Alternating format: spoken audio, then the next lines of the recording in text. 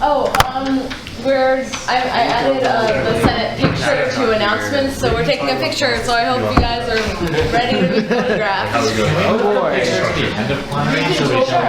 I don't want to make everybody just here wait for us to take a picture. So, put it under decision. Let's put the appeal on outside business.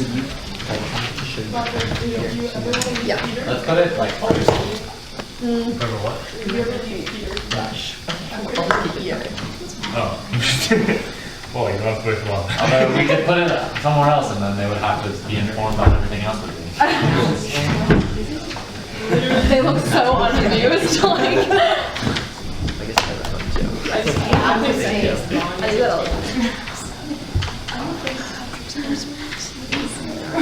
Yeah. 1, 2, 3, That's what we should be doing. 4, 5, 6, 7, 8, 9, 10. Yeah. Who are we missing? My teacher's office. Megan, Zach, Nick Nick is always supposed to be late. Right, it is Crowell and Sarah, and it is Robert Voice Budget. So Megan and Zach, Nick is expected to be late. Who are you going to? Ben. And Oh, Ben. Are any of them not coming? Like, did any of them? Like... Ben's right there. Justin's not coming. Yeah, Justin's not coming. Justin emailed me. Oh, right. He's in Philly. Okay. so Megan, Zach, Nick. I know, yeah. Nick's Got flooded. So Megan and Zach are missing. we're gonna need. Well, I mean, we haven't even finished writing. Yes, I've been noting that. Yeah. Alright, this is... We're gonna start taking bets soon. Bet. I'm gonna go snag like 2 more chairs. You're a mensch. What do you guys do?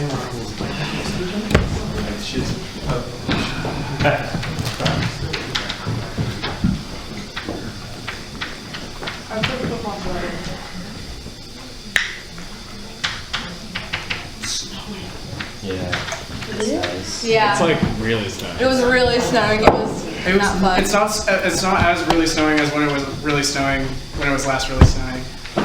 It's supposed to snow like every other day this week though. Yeah, that's alright. Does that mean I have to stop wearing shorts? That's up to you. I'm not gonna stop wearing shorts. I mean, I wore shorts today. I have shorts on. Till the bitter end. Yeah, I'm not gonna eat it for winter time. When the sun gets beach. Yo, sure. Absolutely. So make sure you're really from California. Wait, What? Oh, sorry. Sorry. There we go. Okay. Yeah, I know.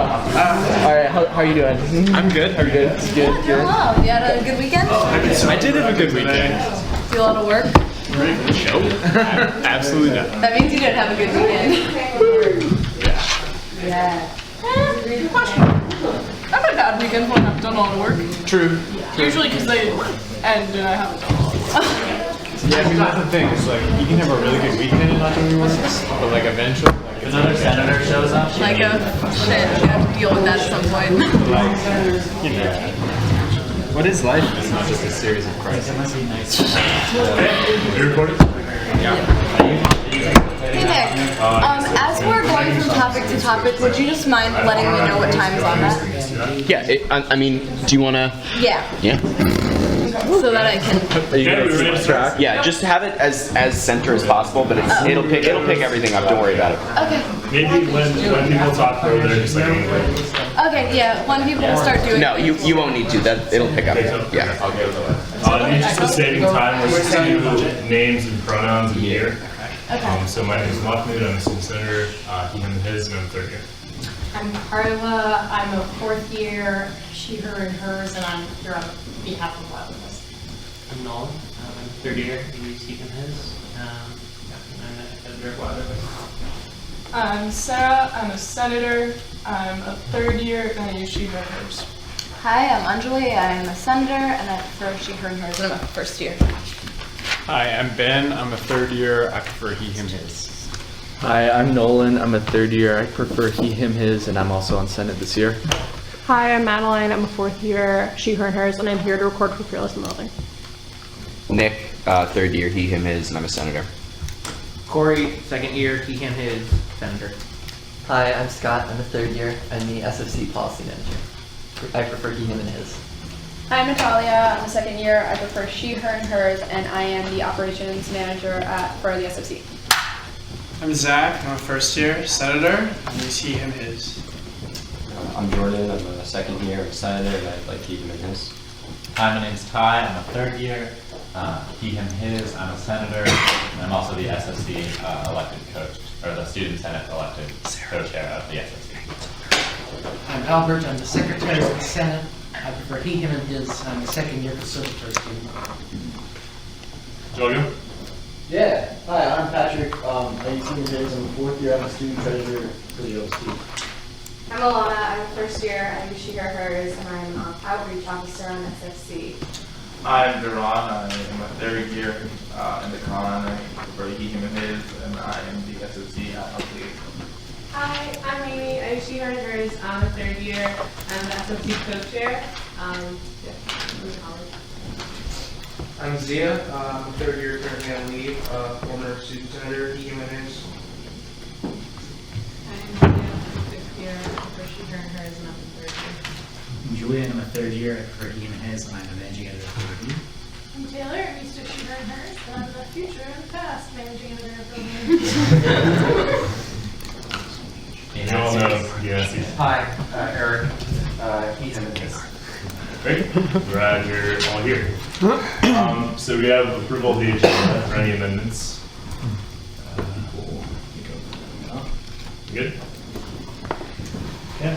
In that case, we can move on to outside business. Well, most people. Sorry. Can we add to decisions committee appointments? Yeah.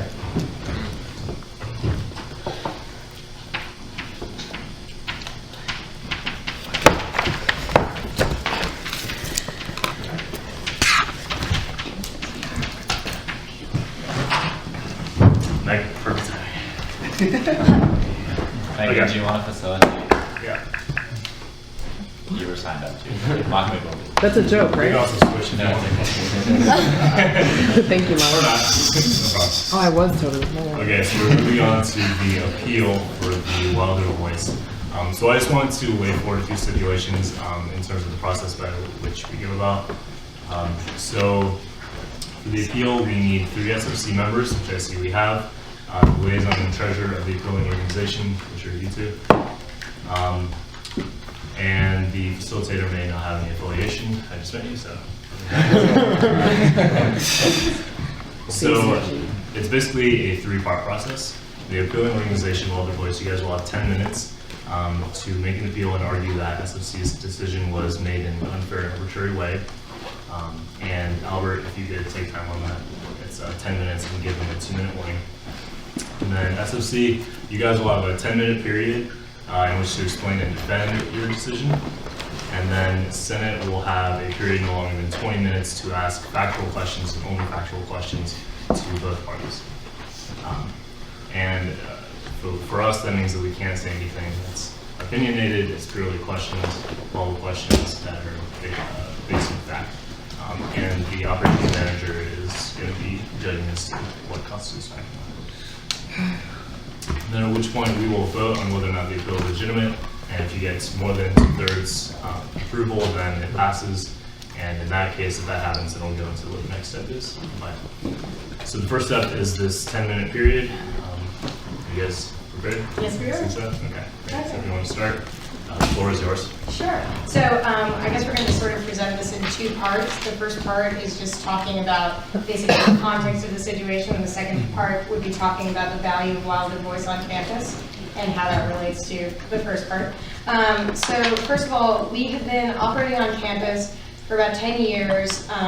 We are one of the few organizations that fits all of the parts of the stipend policy on the SFC website that was revised. This year, for the first time, we had our stipends removed completely. Last year, the senior staff from the preceding year didn't turn us in a budget. We ad hoc and got our full stipends last year. We thought we were going in with that precedent. We did not know, I was abroad last semester, about the referendum that occurred on campus, which lumped together various student organizations, both of a publishing nature and of a non-publishing nature, and asked with all of those organizations whether or not they should receive stipends. we were told that based on the results of that referendum, which gave no context to our magazine, our stipends would be removed completely. In the face of that, the review stipends were also cut in half. Meanwhile, the Grape stipends were not touched, but when we looked at the Grape's full budget online, we saw that the Grape put down having 2 to 4 hours of work per issue, which is per 2 weeks. That directly defies the stipend policy online, which says that organizations need 7 hours a week. When we asked about this, we were not given a completely clear answer about why this was not arbitrary. Afterwards, the review and ourselves decided to do a student petition about this decision. We have currently 617 signatures. In our past spring issue, we did a student body-wide poll which drew 620 answers, which is 22% of the student body. So that means that our publication, pre-publication, like before it comes out for a semester, is capable of reaching 22% of the student body, which I would argue is a pretty large amount of the people on this campus compared to other student organizations which might have more of a niche involvement. We also provide a value outside of campus. We distribute this magazine locally. We have local people interviewed in every issue. We also interview people from all over the country. We often go on excursions to talk to these people. It can connect to basically any member of the student body because of the range of issues that we talk about. This semester, we have environmental concerns. We talk about tenure track positions at Oberlin. We talk about music, arts. We have creative fiction, creative nonfiction. In the past, we've had engineering pieces, scientific pieces. And there's also no other magazine of this quality at Oberlin. And we believe that this is actually a pretty important detail because the quality is what requires the work, and the quality is what gives students at this college a piece that they can hold in their hands and show off for the future and say that they know how to edit, say they know how to copy edit, say they know how to fact check, and say that they've done something really special, which in my opinion is definitely enough of a cause for us to receive stipends, and the only reason why we hadn't received them, given the explanation from the SFC, was this sort of arbitrary definition of ourselves not providing enough of a benefit to the student body, whereas I feel that from what we've seen in the past, we connect with more members of the student body than a considerable amount of organizations, including, for example, the Pottery Co-op, which receives stipends and reaches a much smaller group of people, although it does reach the community. Which is not to point out that some organizations beyond ourselves shouldn't get stipend, but merely to say that we really feel there was some arbitrary decision making at hand. And having read the meeting minutes, we also saw some examples of comments like, because we only publish once a semester, it means there must be less work put into it. But that is clearly just a misunderstanding of our process, which, yeah. Yeah, so what I gleaned from the meeting minutes was sort of a discussion of if we have less issues published than certain other publications, and there's less of a time crunch for certain things, and that there's less like work involved per issue because of that. But we sort of take this quality versus quantity idea very seriously and work over 7 hours a week to make these articles very, very good at the end of the semester and offer articles of over 3,000 words passage. There's one based on the Mount Top removal in West Virginia that was over 15,000 and involved a trip there, and was able to do something that wouldn't be able to be done in a class.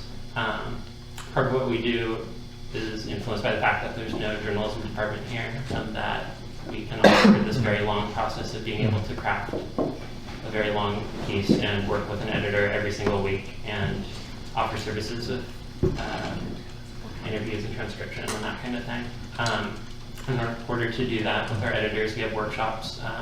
We had one today on InDesign. A few weeks ago, we had one on interviewing, one on copy editing. These are skills that are taught in classes that are helpful for publishing in the outside world. We were planning on having this year weekly writing workshops or workshops regarding other parts of the editing process for people who are not directly involved with Wilder Voice, so that we could be open for everybody to come and learn from us in our office space, which is a really valuable thing that we have. But because of the study decision, we have chose not to do that. We don't have enough time. This week starts our layout process. Nolan and I will be working 30 to 40 hours a week for the next 3 weeks to make this magazine happen. The rest of the editors on staff will be working anywhere between 20 and 40 hours, except for Thanksgiving. And I also just wanted to add, in addition to there not being a journalism department at Oberlin, the creative writing department is one of the most touted things that Oberlin has for students. It's one of the only creative writing departments in the country of its kind at an undergraduate institution. But because of the application process, it denies like so many kids from actually entering into the program and getting to take those classes. So that's just another department that we sort of fill the niche for those kids. And oh yeah, and I did want to share a personal experience for the sake of this referendum, which is that I'm the editor-in-chief of Wilder Voice. When I'm not working on the magazine, or like during the whole year, I work 20 hours a week here at Wilder. I am expected to pay my rent, my cable bills, my car insurance. For the layout week period, I will have to cut back my work at Wilder to about 6 hours a week, and I will be in a bit of an economic crisis, which is not to say that my personal experience is the reason why we should get stipends, but I wanted to share that as an example of the fact that this magazine, to make this magazine come out, if you are a student who needs to work to make money, you can't do both realistically. It's almost impossible to do both realistically. And journalism, in my opinion, is one of the few areas that really requires accessibility on a financial level because it is one of the only places where people are allowed to share their opinions the way they want to share their opinions. And if we have a magazine where the staff of editors are all people from a certain background, you can imagine that the stuff that gets published will be from a sort of biased perspective, and that is something I would really hate to see happen. This magazine, to be honest, without stipends, is incredibly inaccessible, and it really saddens me. So that is not something that I would hope for in the future, because, again, like, our contribution to the diversity of opinions on campus is one that should not be undervalued, and I just would really hate to see it become something that does not actually represent the attitudes of people on this campus. And I honestly think that the decision of the SFC reflects a wider decision, or not a wider decision, but a wider state of opinions about what print journalism is and what print journalism offers to people. And I would like to see Oberlin as a place where, as an ideal planned community, which is sort of what it is, where people can pursue interests like this, even if they come from a background where they wouldn't normally have the ability to work on a magazine this much time. Because it's really an exceptional offer, and there are very few places in the real world you can get paid for journalism. So they might not ever have that opportunity again. But that is our opinion. Thank you so much. Appreciate it. SFC, are you guys ready? Yeah. 10 minutes. While she starts, I'm going to pass out a handout. We're going to reference Do we the want things to wait for Zach to come back Yeah, in? that's So good. there's no disturbance. I also think that Zach and Nick won't be able to vote. Yeah, that's good. Okay. Yeah. Thanks. Thank you. We can. Because you did read there. So how many people have to Abstain. I have to recuse myself. I have to recuse myself. He has to recuse himself, and no one has to recuse himself. Okay. So that the rule is 2/3 of senators who don't have to recuse themselves is quorum. Yeah. So we have quorum, everything's fine. I can't vote because my affiliation to the SFC, and they're the chartering liaisons, so they work with the chartering of organizations, which according to the bylaws as we have it now, says they can't vote. Also, do you get, this is our most recent copy, I guess I should. Honestly, pass it around.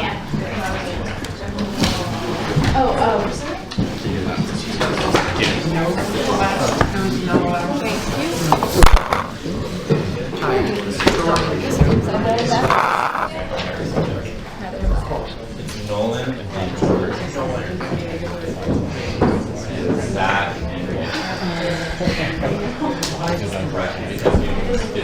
It's really nice. It works.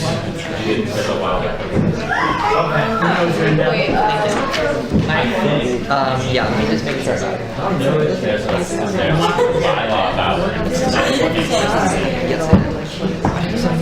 Hey Nick, when you put this up, will you let me know? Because I'm so that like I can say what times these are, so if you want to listen, they know what it is. Yeah. But like I need it. Okay, yeah. So what I'm gonna do, what I usually do is I upload the entire thing to Dropbox, and then I cut what I deem the most important thing that we discussed today, which is gonna be this, and I'll cut that and put that on SoundCloud.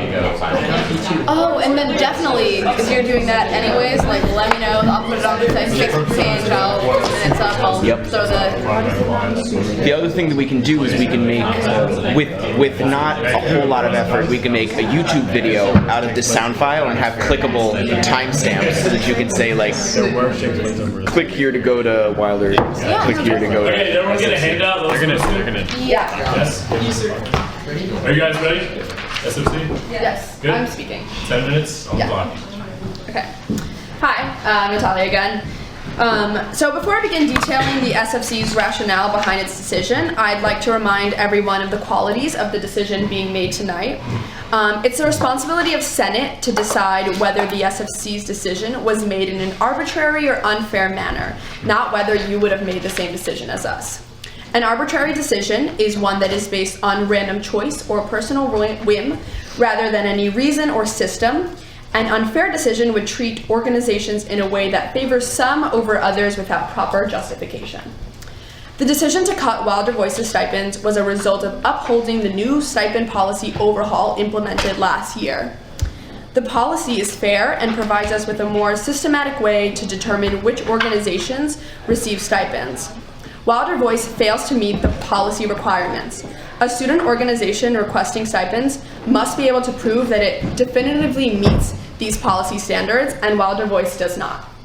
I will specify which parts of the policy we found that the Wilder Voice falls short and elaborate on our thinking on each section.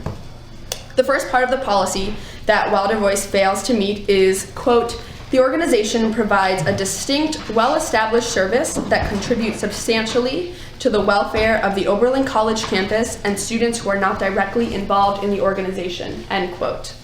The Wilder Voice serves a niche community at Oberlin. While they do provide phenomenal writing opportunities and teach their members how to be better journalists, there are differing opinions on the strength and scope of its impact to campus outside of its members and contributors. The Wilder Voice, like many organizations, creates one large project each semester. Other organizations do not receive stipends for this type of work. Throughout fora, referenda, office hours, and outreach, students express a lack of awareness of the Wilder Voice's role and responsibilities in the context of this campus. We do not feel comfortable funding stipends for an organization that a large amount of students do not know about. All the organizations that meet our stipend policy are well known throughout the student body. Almost every student recognizes their name and their impact. Further, we feel that Wilder Voice does not have utility for a large section of students who are not directly involved in the organization. There is no objective approach to gauging Wilder Voice's influence on the greater student community. Elements within the student body agree and disagree. We cannot fund stipends for an organization that doesn't clearly demonstrate its contribution to the larger student body. Thus, we feel that the Wilder Voice does not meet the aforementioned policy criteria. The second policy, quote, the position requires a significant and consistent time commitment, such as holding regular office hours and completing large-scale projects on a recurring basis, end quote. Although large and regular are subjective terms, the precedent we have set and follow indicates that Wilder Voice fails to meet this policy. Publications that produce works at similar intervals and of similar lengths, like Plum Creek Review and Headwater magazines, do not receive stipends. The SFC has upheld this policy so that regular is defined as 1 or 2 weeks, and large means that consumes many hours a week and reaches all over campus, like the Grape and WOBC. Because Wilder Voice only puts out one piece of work per semester, the SFC determined that the Wilder Voice failed to meet this part of our policy. A third key part of our policy states that, quote, requests for stipends for commitments of under 7 hours per week will not be considered, end quote. the SFC could not conclusively determine if the Wilder Voice worked at least 7 hours a week. In the original budget submitted last spring, the editors-in-chief, reported that requested stipended positions work between 2 and 4 hours a week. After the stipends were cut from this budget, a revised budget was sent to us from the current editors who had not yet done the jobs, reporting hours higher than the SFC's 7-hour minimum. The original budget was written by members of Wilder Voice who had occupied these positions, meaning that they had first-hand knowledge on how much time they put in every week. The SFC felt more comfortable deferring to the hours outlined in the original budget because we saw this revision as inconsistent. As we were faced with 2 opposing sources of information, we were not able to definitively conclude that the Wilder Voice met the 7-hour policy. The last condition is tricky. It states, quote, "The organization cannot function effectively without the position in question," end quote. Accessibility is an important concern of ours. However, it is not the responsibility, nor is it the goal of the SFC to create jobs on campus. Nor do we provide wages to students. That is, we do not pay students for each hour of work. Rather, the SFC provides stipends to subsidize the work that students do. It is important to note that although the SFC cut Wilder Voice's stipends, we still funded their operating costs, like printing. By funding the organization, we are giving students access to an outlet for creative journalism and answering the need for it. We have funded the Wilder Voice like we have many organizations to function, by funding the operational aspects of the organization. These 4 parts of the stipend policy were the basis for SFC's decision. The policy provides the SFC with a systematic way to examine each organization's budget as equally as we can. After applying our policies to Wilder Voice's budget, we determined that they definitively failed to meet one of these criteria, and failing to meet even one aspect of our policy disqualifies a group from getting stipends. All parts must be met. It is important to understand not only why we have our policy, but why the SFC maintains a high criteria for stipends. As stated above, it is not the mission of the SFC to provide the campus with jobs. Rather, we allocate this money to student organizations, which collectively do extraordinary things for this campus. As stated in the SFC's charter, the purpose of the Student Activity Fund is to, quote, "increase the quality of life of campus community at Oberlin through support of student organizations, resident hall councils, and other campus projects," end quote. The SFC last year tried to be a lot more critical of how money was being given to organizations. It would have been unfair of us to give Wilder Voice stipends just because for 3 years Wilder Voice has received stipends. Our decisions must be rooted in policy. The SFC makes a lot of difficult decisions. We have a fixed amount of money and have to distribute it to 130 organizations. We are selected by Senate to represent the student body, and frankly, it's a large body. We have to take into account what students want. We try and do this through our many channels, which give students the opportunity to communicate with us. Each opinion we hear holds weight for us, both the majority and the minority opinions. And if students are telling us to be more critical of how their money is being spent, then we will be. Last year, students wanted the SFC to change the stipend policy, and so it was done. The new policy called for more strict standards that the Wilder Voice fails to meet. Thank you. Yeah, so in the time remaining, I just want to clarify a couple things that Wilder Voice brought up in their opening statements. So the first thing that they mentioned was that our decision was based on the referendum. And every year we try and put out a referendum whether or not we need to make sure that we can get paid again. We put it out to try and gather student opinion. And we completely agree it was poorly worded. They're absolutely right that we lumped together the publications. However, we were able to draw some useful things away from it in the comments section. People were able to write in their own thoughts, undirected from a question. And, oh, thank you. No, 2 minutes. 2 minutes. Oh, thank you. Okay. And in those comments, things were said like, I don't know what Wilder Voice is. I don't think Wilder Voice should be getting stipends. Things like that. So not only that, we were able to draw from the referendum, but we were also to use things like our office hours, fora, coffee with the committee, and other interactions we've had on campus to realize that students don't want that students don't think Wilder Voice should be stipend, which led to part of our decision to cut it. We also think that when people were saying in the comments of the referendum, we don't know what Wilder Voice is, that points to that there's no impact on campus or lack of impact. And we think that that doesn't meet our first policy. The Wilder Voice also brought up the idea of a petition that they've been going around, and we'd just like to remind the senators today that this is not a decision that needs to be made today about the correctness of the decision. This is a decision about whether or not we made an arbitrary or unfair decision. And showing that some part of the campus does or does not support this doesn't lend itself to the idea that we made an arbitrary decision. We've pointed out through our policy, which is what we judge every single organization through our budgeting process, that we go through this in a systematic way. We'd also like to clarify what they were saying about the review stipends were cut in half, the grapes weren't touched at all. It's not true.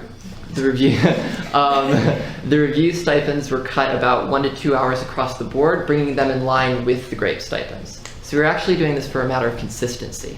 So we stipend publications on a per issue basis for the review and the grape, and they get approximately the same amount per issue, per equivalent position right now. So it was a matter of consistency. So we're actually being more fair in that way. They also brought up the idea that why should the pottery co-op be funded and why should not they be funded or stipended? Time? Okay, thank you. Great, thank you very much. So now the Senate is going to engage in a 20-minute discussion period, not in which we discuss amongst ourselves, but in which we ask fashion questions of both Wilder Voice and SFC. So we can begin that period now.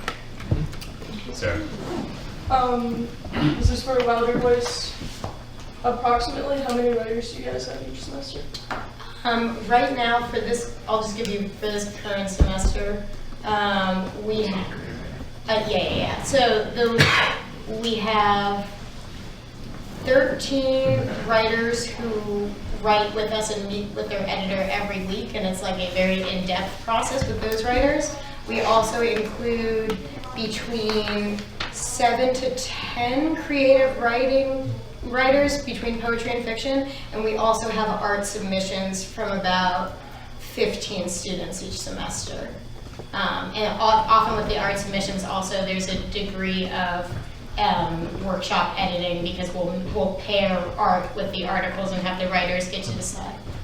Clarifying question for that. So for the 7 to 10 creative writing pieces, do you guys workshop those at all, or those are just submitted? Those are submitted, but we have a poetry and fiction editor who works with those students to make their pieces the best. And our idea was to expand that this year. That was what we were interested in expanding.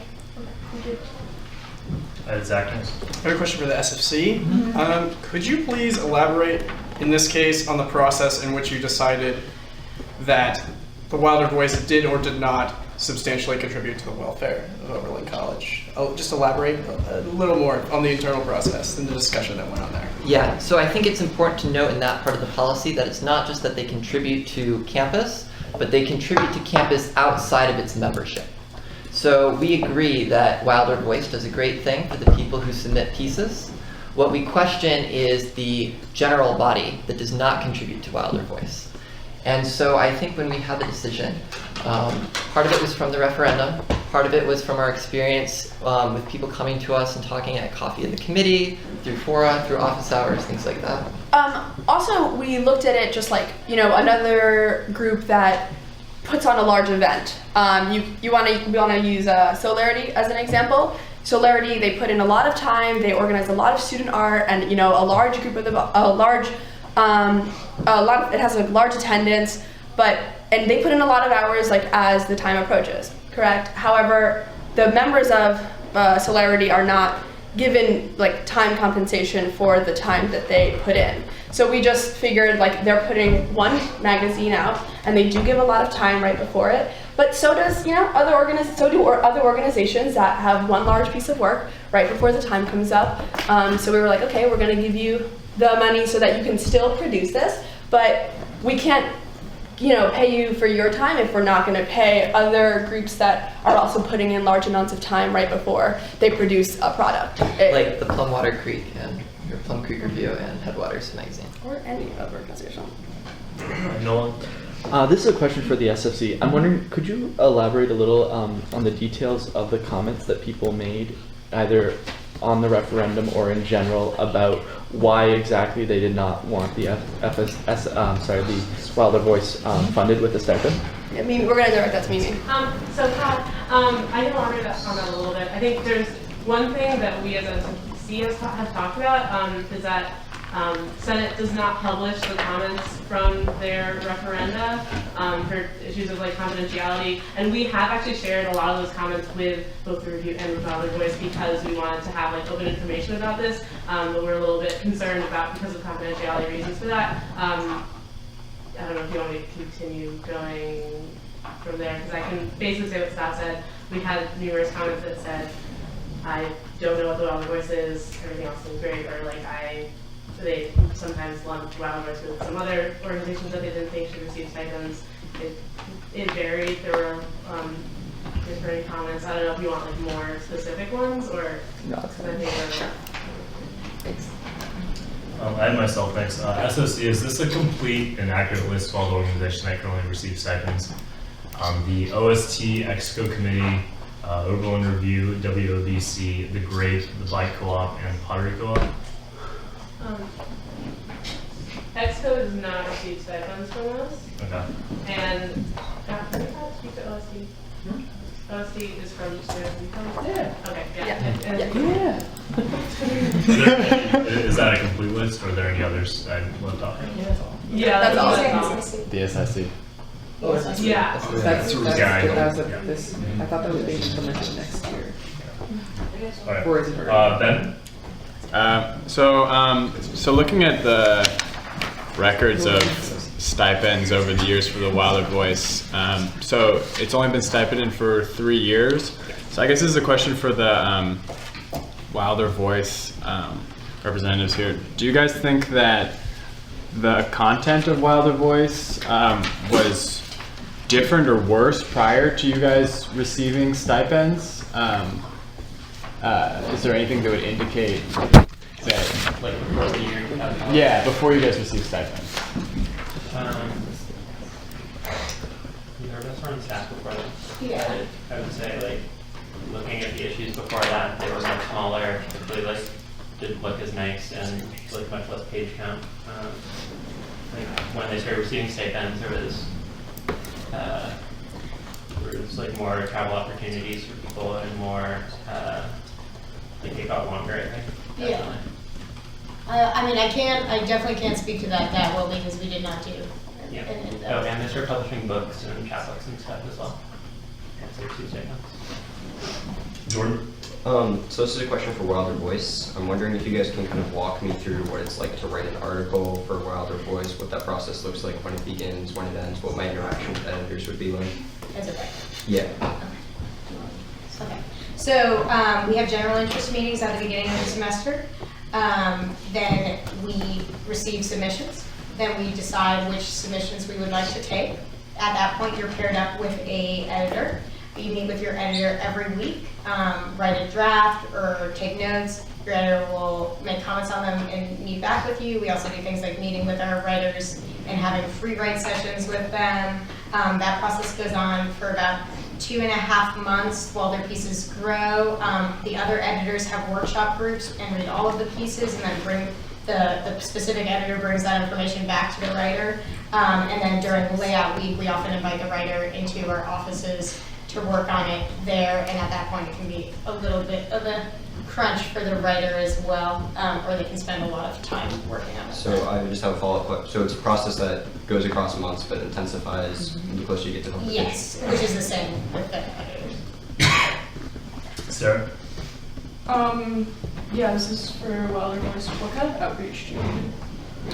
Well, Semester specifically, I think we did a lot. yeah, we've been trying to really improve the outreach, especially because in the past we have sort of been occasionally assumed to be like a pretentious magazine, which we think is probably where the comments came from about why we shouldn't receive stipends, which I totally understand. But in order to stop doing that, we've started to have open poetry readings, like inviting everyone to come read, share their work, give edits from current editors. We've also been trying to advertise to broader departments. So instead of just reaching out to the creative writing department, we've been reaching out to like the Africana Studies department and like CAST now, and then also advertising in the MRC and talking with the MRC about how we can do better outreach.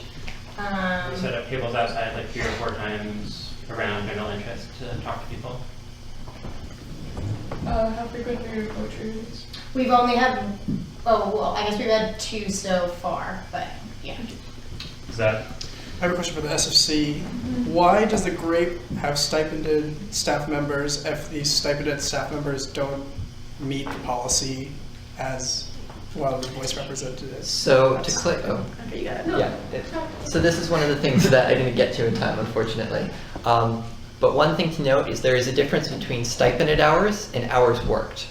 So the 2 to 4 hours that the Wilder Voice talked about are the hours that they're stipended for. So we pay people at about a minimum wage of $8. So $2 to $4, that's $16 to $32 that they get paid. However, we met with the GRAPE to clarify, and in their budget, they talk about how they actually work 8 to 10 hours. So the 7-hour policy that we talk about is the hours you need to work per week. You need to work at least 7 hours, but we can give you a stipend less than that because it's only to try and subsidize the work you're doing. Sorry. I myself, for the Wilder Voice, is it true that you guys distribute a survey to every student on campus? Because I remember getting a survey and I wasn't sure if that was to everyone or just... Yeah, let me show you. We send it to the entire student body. We've always published this in the spring. In our survey, we often get questions from other people about our survey, using the results of our survey. So every single student sees this email from... I mean, I'm not sure if they, in the same sense that It's like... sent to them? Yeah, exactly. Okay. So this is like what it looks like, and then we publish at the bottom how many people are actually involved. What So page is that? that is on page 76. So for this one, data were collected from an online survey sent out to the student body. 640 students responded, which is 22% of the population. Ben? I have a question for the SFC. So in terms of the interaction between your second policy point and the third one, so what exactly does consistent time commitment mean? Does that mean that you have to be working at least 7 hours a week every week? Yes. Okay, and then... Do you want to say something, Mimi? Do you want to ask that? Well, I think that for the, like, if this is like in terms of like the grade, we do it like by issue, and like, I don't know, I think I can't speak exactly to exactly how many hours a week they work, but it is like, it does fall into like our larger recurring kind of thing, is that 1 to 2 weeks, and how many hours they're working with that. I think the idea behind that policy is to try and separate out the work that groups are doing, because we can't give a stipend. We can't afford to give a stipend to every student on campus. And so we needed some way to distinguish the students that bring, a couple speakers to campus and hold weekly meetings, as opposed to people like the GRAPE who put out an issue, a whole publication every other week. Can I say something else? yeah, also, can I actually ask a follow-up question? In light of that, to the Wilder Voice, do you guys feel that you meet these requirements in terms of consistency of time commitment?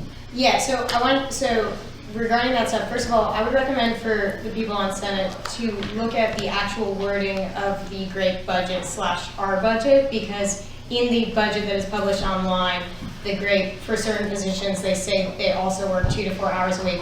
The reason our earlier budget did put down us as working 2 to 4 hours a week was because we thought it was an averaging of all the time, and because those positions that had 2 to 4 hours a week for most of the semester also had 30 hours a week to 40 hours a week for the last 3 weeks of the publication, it averages out to well over 7 hours a week.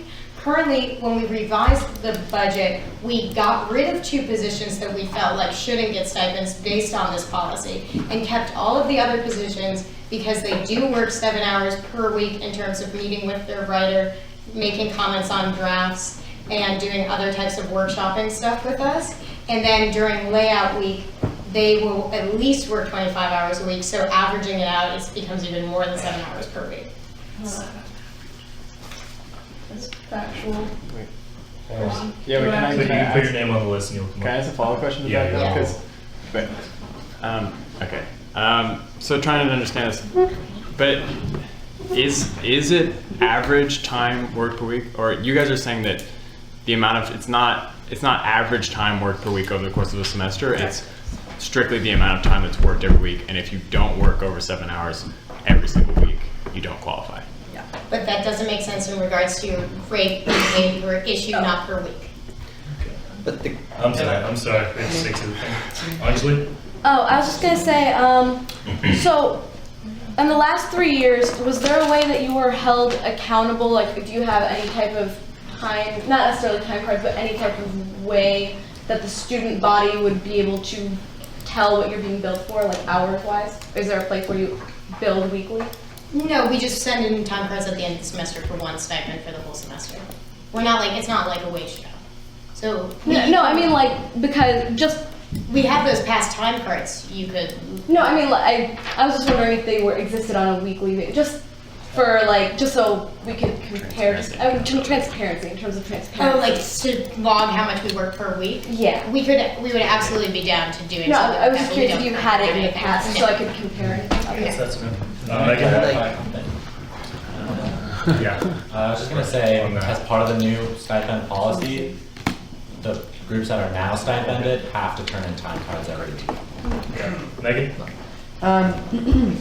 This is for SFC. I was wondering what Wilder Voice would need to do in order to receive stipends, and I only ask that because the language in this policy is like, it's like distinct and significant, and I think that's kind of ambiguous, and I'm curious as to like, because the only thing I can see them doing is like working 7+ hours a week, or like having more than one issue a year. So I was wondering if you could like detail what they would need to do in order to receive stipends. I think that one thing, just to start off, is that like this policy is like, these are like the very like bare bones of like what you need to do as an organization to be eligible to like have the discussion about stipends. It doesn't mean if you meet all these things, that doesn't mean that SFC will automatically say, okay, yes, like you're definitely gonna get stipends. Doesn't mean how much. And I can't speak, I don't think any of us can speak to what the SFC would decide. We are all 7 members that were appointed by Senate because Senate entrusted us to make those really tough decisions. And so I don't think I could say anything. I think that big things that we were looking for were, you know, this idea of something contributing to students like constantly in dialogue. If we think about the review and degree, there are things that come out, you know, every week or every other week, and these are things that help students understand like their community, their school, the world at large, and they're constantly in dialogue with that. I don't know if anyone wants to elaborate on that idea. I think that's exactly it. Okay. Sarah. Oh, I know what I want to ask. So, I guess this is maybe for both of you guys, but the budget dropped a good $1,500 in 2013. Was there a discernible change in quality, and also where did that money, like from whom did that money come from? I guess would be my question, if you guys know. From 2013 to 2014? So 2012 to 2013, you went from approximately $6,000 to approximately, or exactly $4,500 in your stipend budget. Yeah, I'm not sure because that was under different senior staff. But I would imagine that they cut positions that receive stipends because they weren't actually doing the right amount of work. But wait, do you guys know? Yeah. I was just, I can show you guys with the budget, mark the budget from FY13 if you'd like. Yeah. Is it just online? Yeah, it's online. Sorry, I mean back into this. I think this goes into the idea of SFC looking at things critically. The SFC for a really long time, this is before I or Ron were the longest standing members, were even on the committee. Basically, when we were looking back at budgets, had pretty much just funded stipends in full, had not really had conversations about why they were doing that, and so we actually, those numbers reflect the full amount that was requested, and so that was requested, you know, the $4,500 and in like FY13 and the $5,920 in FY12, like those are the full numbers that were requested, and we're just given no thought. And I think that's a huge, huge part of our like stipend policy overhaul was that no thought was being put into these things prior to this year, or prior to last year's introduction. Okay. Can I ask one more question? We have like 2 minutes. Yeah, we have 2 minutes. And I haven't talked yet. What is it? Yeah, she's up. Oh, she's okay. up. So my other question was, I did out the numbers, assuming you guys worked 12 weeks a year, approximately at what point in semester, how many weeks into semester is your publication done? It is done the week of finals. Okay. And at what point do you honestly start working on it? Because I know it takes We start working on the magazine? Yeah. The editors start working immediately at the beginning of the year, but we don't have full staff to actually begin until we started 2 weeks into the semester, I believe. It was when we had our pitches, that's when our pitches were due, so I guess the writers started 3 weeks into the semester. We were already working. In that case, calculating number 4 assistant arts and layout editor, I think that position only works for 5.14 hours on average. Wait, which one? Number 4. Just so you guys know. Oh yeah, we cut that in the revised budget. We also, in the revised budget, cut our stipends way down and tried to move money from another part of our budget, and we're not even talked to about that as a possibility from the future. So I'm just curious about that. Y'all should. Well, it's very useless for me to ask any question right now, so You can. We will keep going through the question. Okay, on the survey, only approximately 9 people who actually answered the question said they disagreed or strongly disagreed. How heavily did the other 91% factor into the decision to get rid of Wilder Voice? Just obviously a question to SFC. So this is the Wait, but.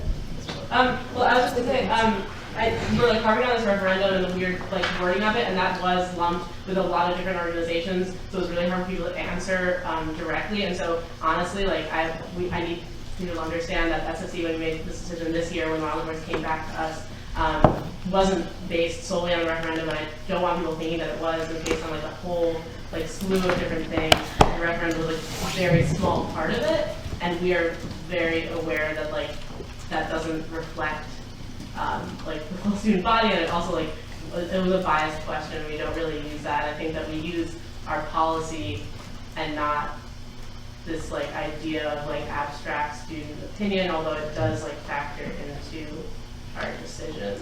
It's based on not fulfilling those criteria.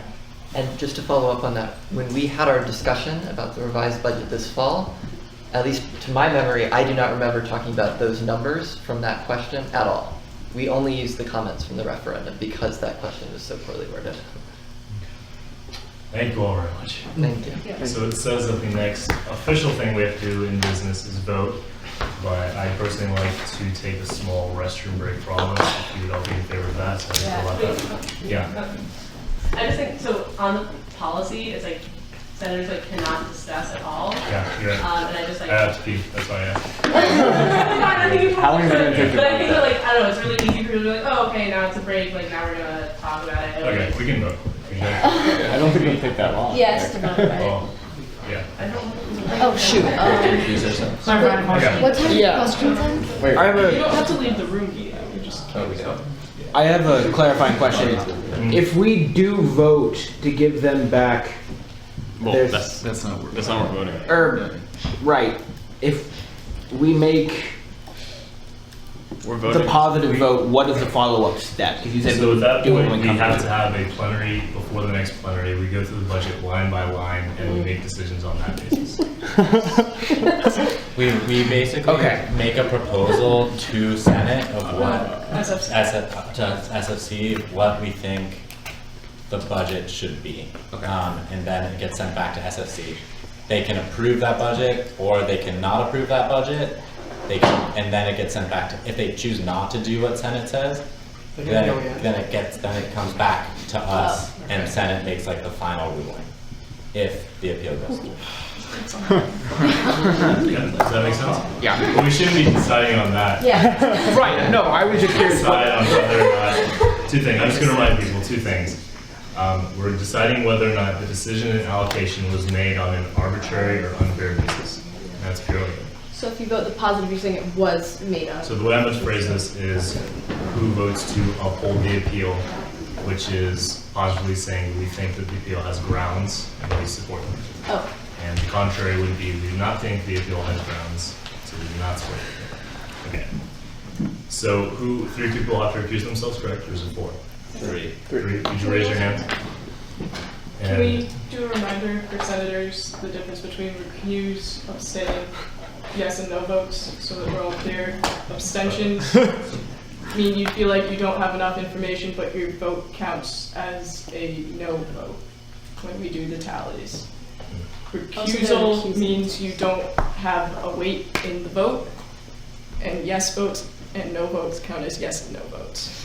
Just as a reminder. Does the recusal mean we could like raise our hand and like vote, sort of? No, like, recusal means you're taking out any we just can't do anything. Yeah, you don't count, basically you don't count in numbers, but if you feel like you don't have enough information, but you're allowed to vote, you can abstain, but your vote counts in numbers as a no vote. Because you feel you can't make a positive decision. And because you're included in the total number voted. Right. So if for some reason you want to recuse for other reasons than the forced recusals, you can. You can. Okay. So everyone who's eligible to vote, please raise your hand. So we have 1, 2, 3, 4, 5, 6, 7, 8, 9, 10, 11. 2/3 of 11 is 5.5. That number. That's half of 11. Am I right? 7? Can someone check? It's 6.5. No, it's 5.5. No, it's not. We just went through that.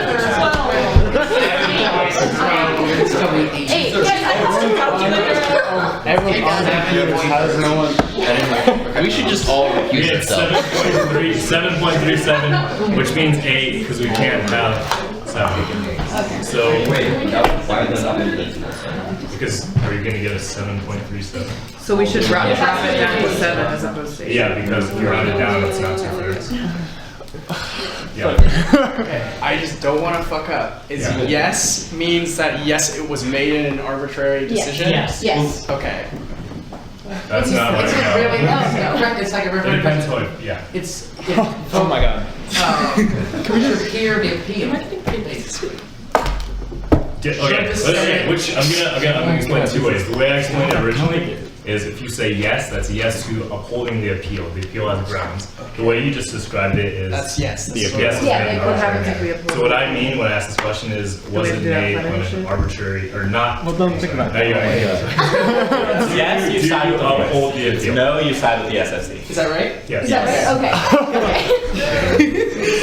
So, I don't know if I want to put it that way, but I think that's not a good way to put it either, but. But yeah, otherwise. Okay. All in favor of upholding the appeal, say aye. Aye. How many is that? 1, 2, 3, 4, 5, 6. All opposing, say nay. Nay. 1, 2, 3, 4, 5. Can you write this? Yeah. Process, I call for a roll call vote. Okay. Okay. What is what? It's just gonna call us by You go names. around. Yeah. So again, the options are: you say if you recuse yourself, abstain, yes or no. Senator. Yes means I think. Mahmoud, yes. No, that is. I have to do. You want me to? Okay. So Mahmoud, Yes. Zachary, Yes. Sarah, No. Anjali, No. Ben, No. Nolan, Recused. recused. Who said no?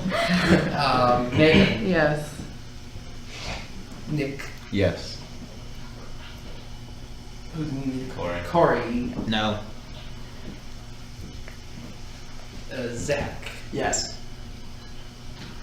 and Jordan is recused, and Ty is recused. SFC co-chair. Albert, I vote yes. No. And Nick Olson, no. So what's the final tally?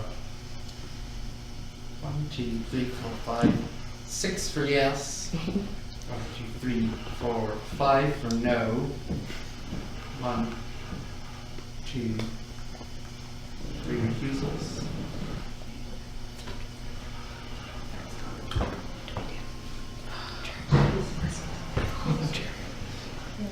SCA. So it's not 2/3 majority. So yeah, that's math. We can do it, sort of. I can't do that. I definitely can't, but I can tell that's not 2/3 of 11. So. All right. Gavel, So gavel, the gavel. appeal does not pass. Thank you all for your time. You can stay if you want. You can leave if you want. Yeah. 2 minutes. 4 minutes. So what? Thank you. What can they do? I'm just what can what the fuck what can they do to have money for the work that they're doing? They can add it. Can they add? Yeah. Which sounds like what they did last year. And again, the whole entire budget is like funded, just like every single other organization, but they're not getting stipends. Yeah, like I understand. I don't know. You're doing work. It sucks not to be compensated for it. Like you can like cut through all the bureaucratic red tape, but like it sucks. Can we discuss it now? Yeah. Yeah. Say whatever you want. I mean, I totally, I see why, but I don't know what made them better than what made them better than Plenary or any other organization. I feel like I just don't think it matters if it's better or not. You have to know the percentage that you get a little on the outside to the end. I think these organizations that Like none of the sources of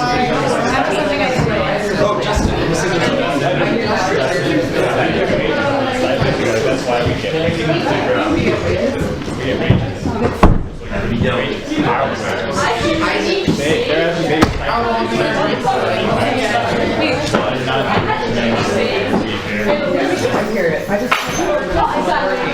I totally understand. I couldn't make I wasn't making a decision of right and wrong. Yeah, I also think that's a guideline. Just like the language, and then people like trying to like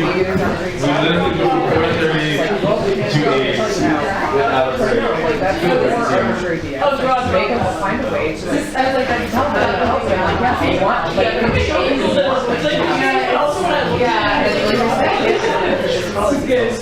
that's what I see it.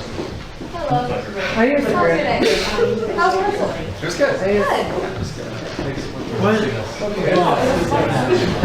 Was there a procedural reason why there was no deliberation?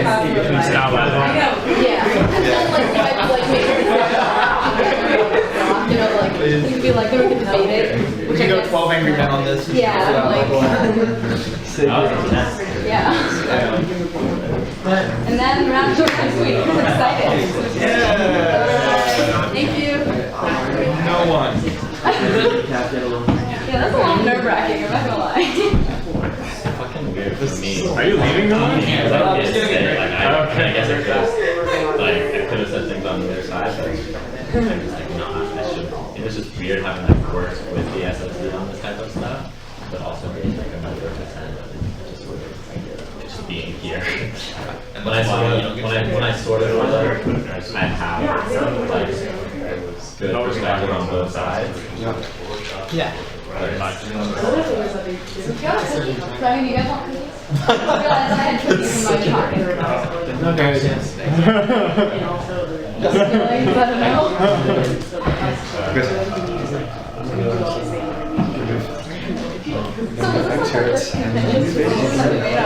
Yeah, pretty much.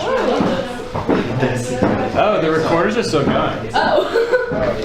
They've recorded this entire conversation. What you're talking about is the SSC Senate Working Group. So from this appeal, it kind of became very, very clear to me that I think senators maybe don't know exactly what SSC does. Maybe they do, maybe they have thoughts or opinions, or I don't even know on it, which is totally fine and great. But in my experience, which has been 2 and almost a half years of SFC, the Senate SFC Working Group was really important, and it helped Senate understand things so that when we do get to appeals, if we have another one next week, the ideas and like the dialogue that's been happening is kind of, it's not like this fresh new thing. Not that we want to like bias you in any way or anything, but I think that like understanding our process and just like meeting with us and knowing who we are, and also like knowing who any organization is, but like we do have a mandatory working group with you, and it's really important that I haven't been able to figure it out because the body is so big that literally every single time that's proposed, there's like 6 people, 5 people who can make it. No, I think what we need to do We is need to shoot you and Mimi just say it's going to be at this time, Yeah. and Yeah. if people don't make it, I they think don't that's make what's it. gonna happen. And because it's How it more always motivating, seems that's to happen. important. If it doesn't happen within the next 2 weeks, Yeah. I'm just gonna Schedule point for 8 everyone a.m. involved. Y'all will be here next. That's what's gonna happen, and that includes myself. It's my so- fault. For the room. It's my fault. So Mimi and I will talk, we'll figure out the time, and I'll send an email to you guys. Great. Whoever wants to come should come. Whoever has to come should try and come. How many people have to be there? I mean, I know I don't know. A lot of people. It's 11 people.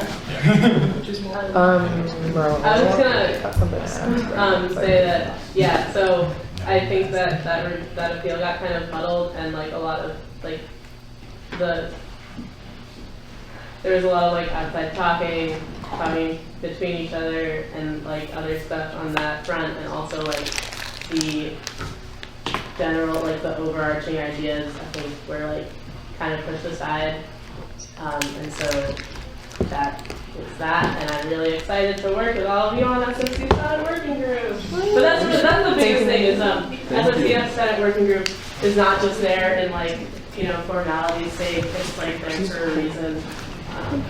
Okay, have a happy Plenary. Thank you. Thank you. Take care. Should we get a order message? Yes. Yeah.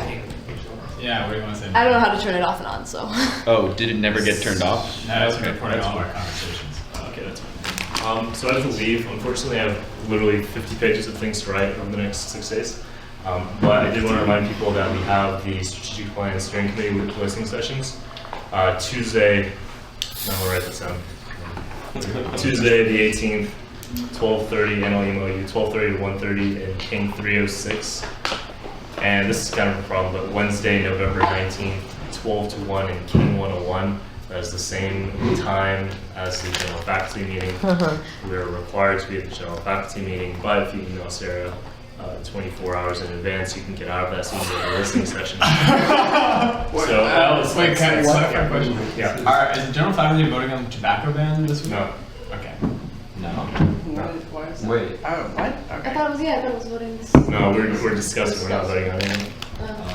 Are we required to go to these listening sessions or No. the general faculty? I know a lot of you are interested in it. No, yeah. There's a lot of cool stuff that goes. No, yeah, I wasn't making a judgment. No, I I'm was not. I'm just saying for the record. We should try and move the listening session. I would agree.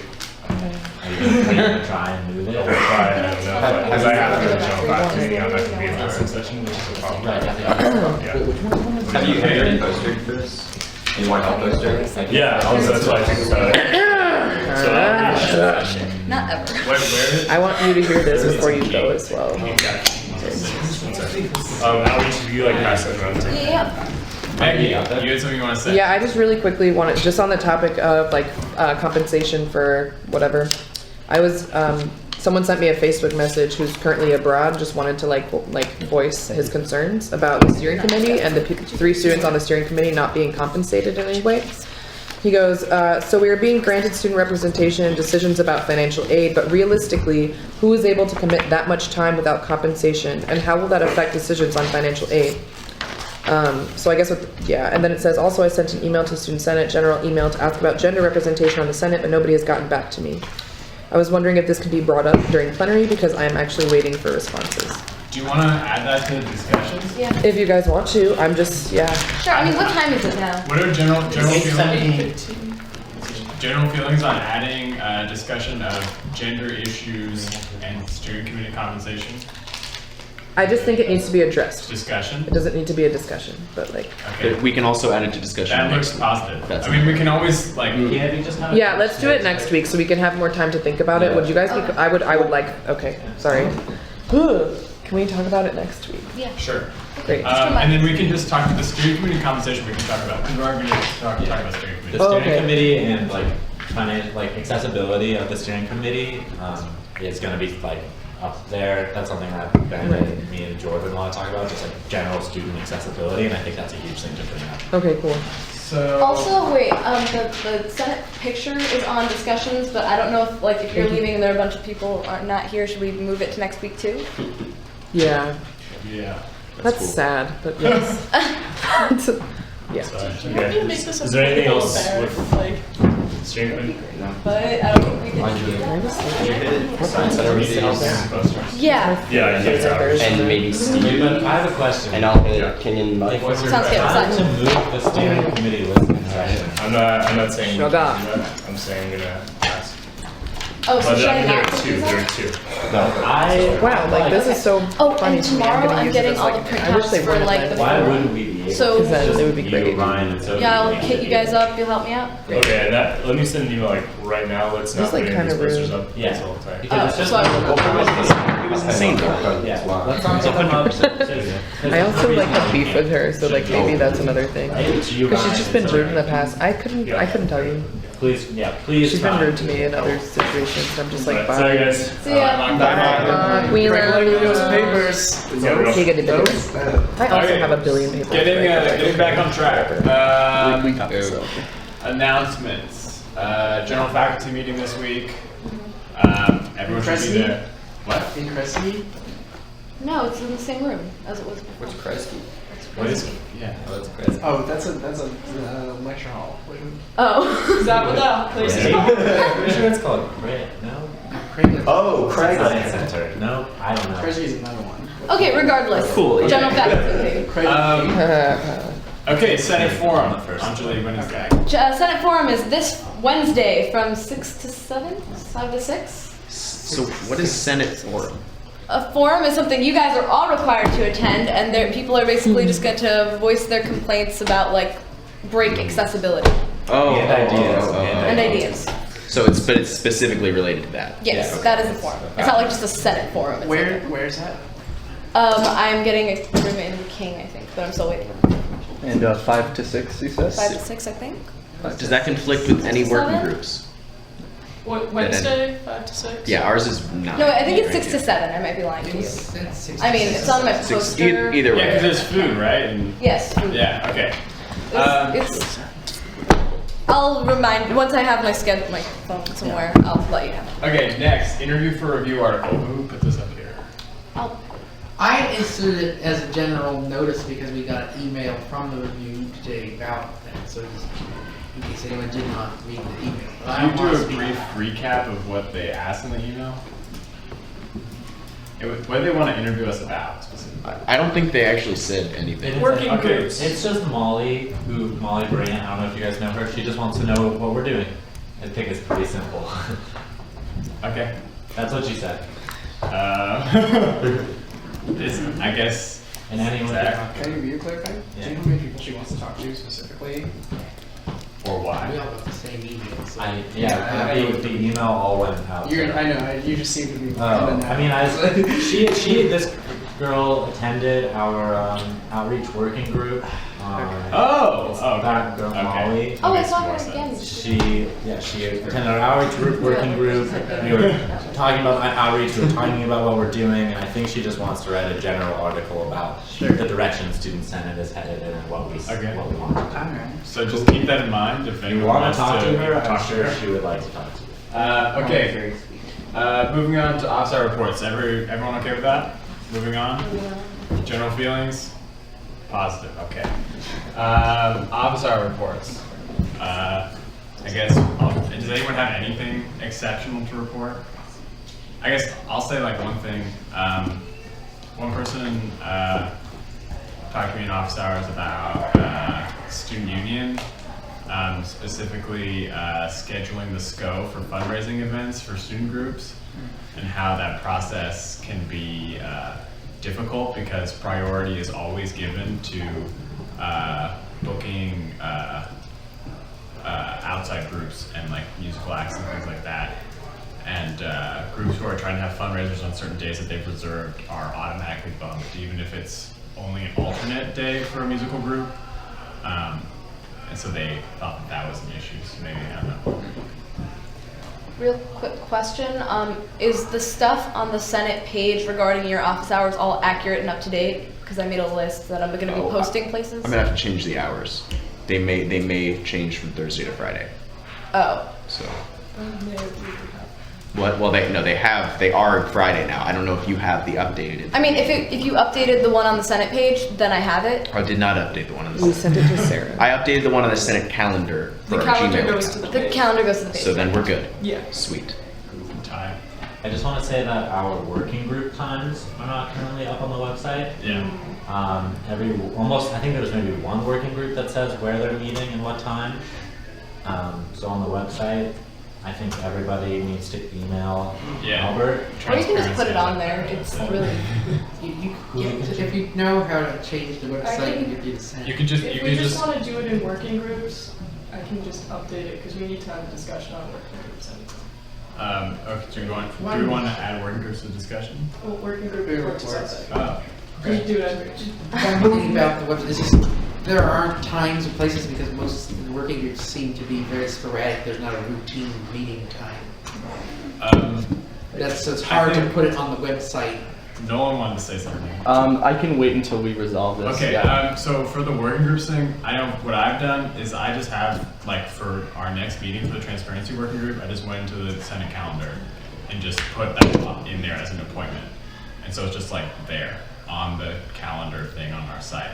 So I think if, like, you don't necessarily have to do it as, like, a recurring thing, but, like, if you just put, like, each meeting in as soon as you can in advance and where it's meeting, so it shows up on that calendar, that seems like it would be good. I'm assuming that most working groups at this point, as far as I know, have figured out a time and a meeting spot, and they're meeting every other week. Yeah. So I mean, you can if you're gonna meet every other week, you can set it every week. Yeah, I think most. I mean, are there any working groups that don't? Yeah, we can talk about it later. Yeah. Yeah. Okay. Just something I remembered that happened right after my office hours. Someone from the Green Edge Fund casually approached me and said, "Oh, by the way, there's no student Senate member who's in touch with the Green Edge Fund, and they would really like to see that happen." I know in our bylaws, and I told the person that no one has been willing to take the commitment to become the environmental sustainability liaison, which means showing up to both Edge Fund meetings twice a week. It's a major commitment. So I'm wondering, we don't have to do this plenary, but perhaps we could either, one, establish someone to be a point person, lay out the parameters for that to someone who would get in touch with the Green Edge Fund member, and maybe two, change our bylaws so that the person, if no one here is willing to commit to going to twice a week, we should reflect that in our bylaws, since we do want to appeal to that organization. I spoke to Alex Katz, who's on the Green Edge Fund committee.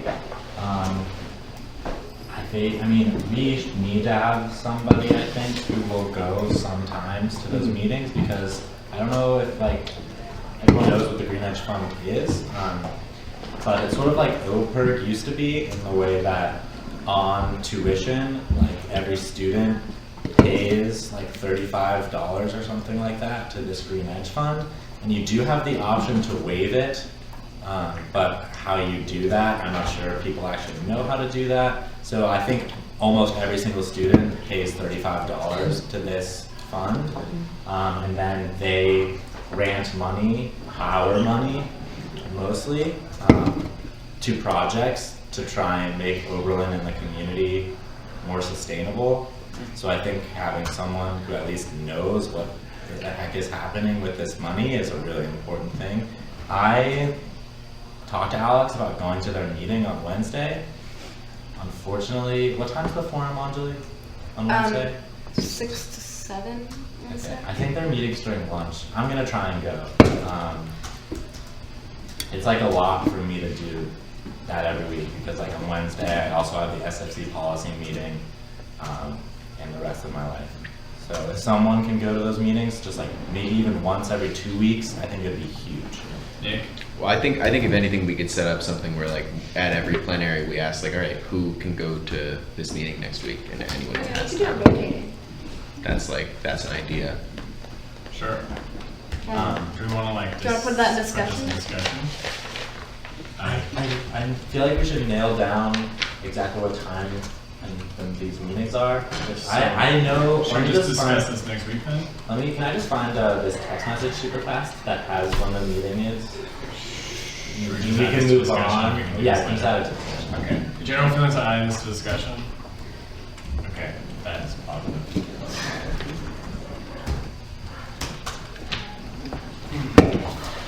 Okay, so does anyone else have any office hour reports? While I was in my office hours, which take place at the MRC, the Oberlin Access program, which was once upon a time the MVP program, was there, and that was nice. That is all. They were giving tours of the MRC. That is all. Okay, looks like that's everything. So Committee reports. feelings of moving on to committee reports. Okay, awesome. Committee reports. Angela. All right, I had the first educational plans and policy meeting this Friday.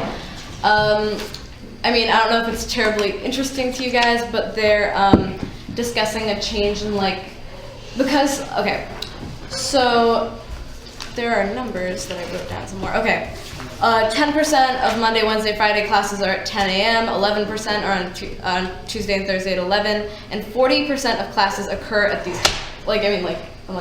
in terms of general volume. So they're talking about ways to spread it out so that the times are more widely ranged, which involves changing the point system, which is how professors get to pick their times, which isn't necessarily relevant right now, but that's what's going on there. And and a couple of departments are talking about changing their curricular requirements: anthropology, sociology. I think neuro has sent an appeal to change some of their stuff. So I'll update you guys when I have more information, but that's the bare bones that's going on. How much do you get to talk? It's only, there are 3 students in faculty, so you can talk to them. Because biggest struggle ever for every science major ever is that all our labs are only from 1:30 to 4:30. Oh. Means all our classes have to take place in the morning. Yeah, they brought that up. It's completely inaccessible for us to take a Tuesday, Thursday, or a Monday, Wednesday, Friday afternoon class, because that Tuesday, I have class, but Thursday I won't. So yes to changing time. I meet with them every Friday, so if you want me to bring it up. Yeah. Okay. Anyone else? Anything they want me to bring up? Other committee reports. None? Okay. I just had to clarify. So, sorry, quickly. My committee sent me an email saying they're not going to require pretty much my presence this semester. And it was just what committee? The winter term committee. They said, "Oh, by the way, we're all finished all our stuff for this semester. Meet with us next. Check in with us next semester." So, now, I was just wondering, because is there any penalty I might suffer for not meeting with the committee? I don't think so. Okay. We didn't appoint you in time for you to be involved in that committee, so not your fault. Has anyone else, and I mean else as in other than me, not received any response from their committee point person that you emailed and said, "Hi, I'm on your committee now"? Has everyone done that, first of all? I thought I was out of my because I wasn't officially. I wasn't appointed. I wasn't here, so I wasn't. Well, yeah, anyone who was appointed. We didn't appoint you. Oh, okay. Yeah. Anyone who was appointed last time, and I emailed you guys your point people, and I assume you emailed them. Is there anyone who has not received a response back? I'm gonna take that as a no. Okay. Cool. But I have not received a response back, which is kind of annoying, but I don't really know what we can do about it. From equity and diversity, yeah. Okay.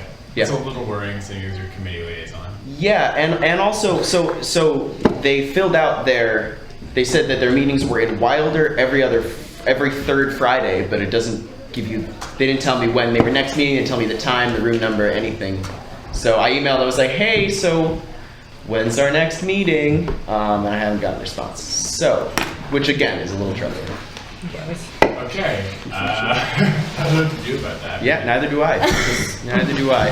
Maybe who's the chair of that team? Meredith Raimondo. I could show up at her office. Yeah, go to her office. Actually, I think it's Allison Williams who's technically the chair now. Super. No, I knew she wasn't the chair, but she was listed as the point person, and I haven't received any. Okay, cool. Allison Williams, you said? All right, I will email her then. Okay. Any other committee reports? No. Okay. Moving on. To Working groups. Working groups. Everyone cool with moving on? Yeah. Yes. Okay. Working group reports. Speaking for student EMT, we met today. We meet every other week. Just so you guys know, Sundays for brunch with Stevie. If people don't have Stevie meals and want to meet with us, we're down to go elsewhere, but we like food and yeah. And yeah, pep brunch is also an option. But so we discussed or continued discussing funding and getting the group on campus to get SNS to help us. And yeah, that's about it. I'm doing liability research. Oh yeah, me too. And yeah, you're doing more. But yeah. I'm making the proposal outside. As we know. Okay, cool. Nolan. All right, so a couple things happened. If you remember, Aaron came about exactly a week ago and talked to us about establishing a sustainable transit action team, an activist arm of the Sustainable Transit Working Group, to address the concerns that the working group has not had many deliverables in the past. We did have the first general interest meeting for that. We got several students involved and we outlined certain things that we want to potentially focus on in terms of activity.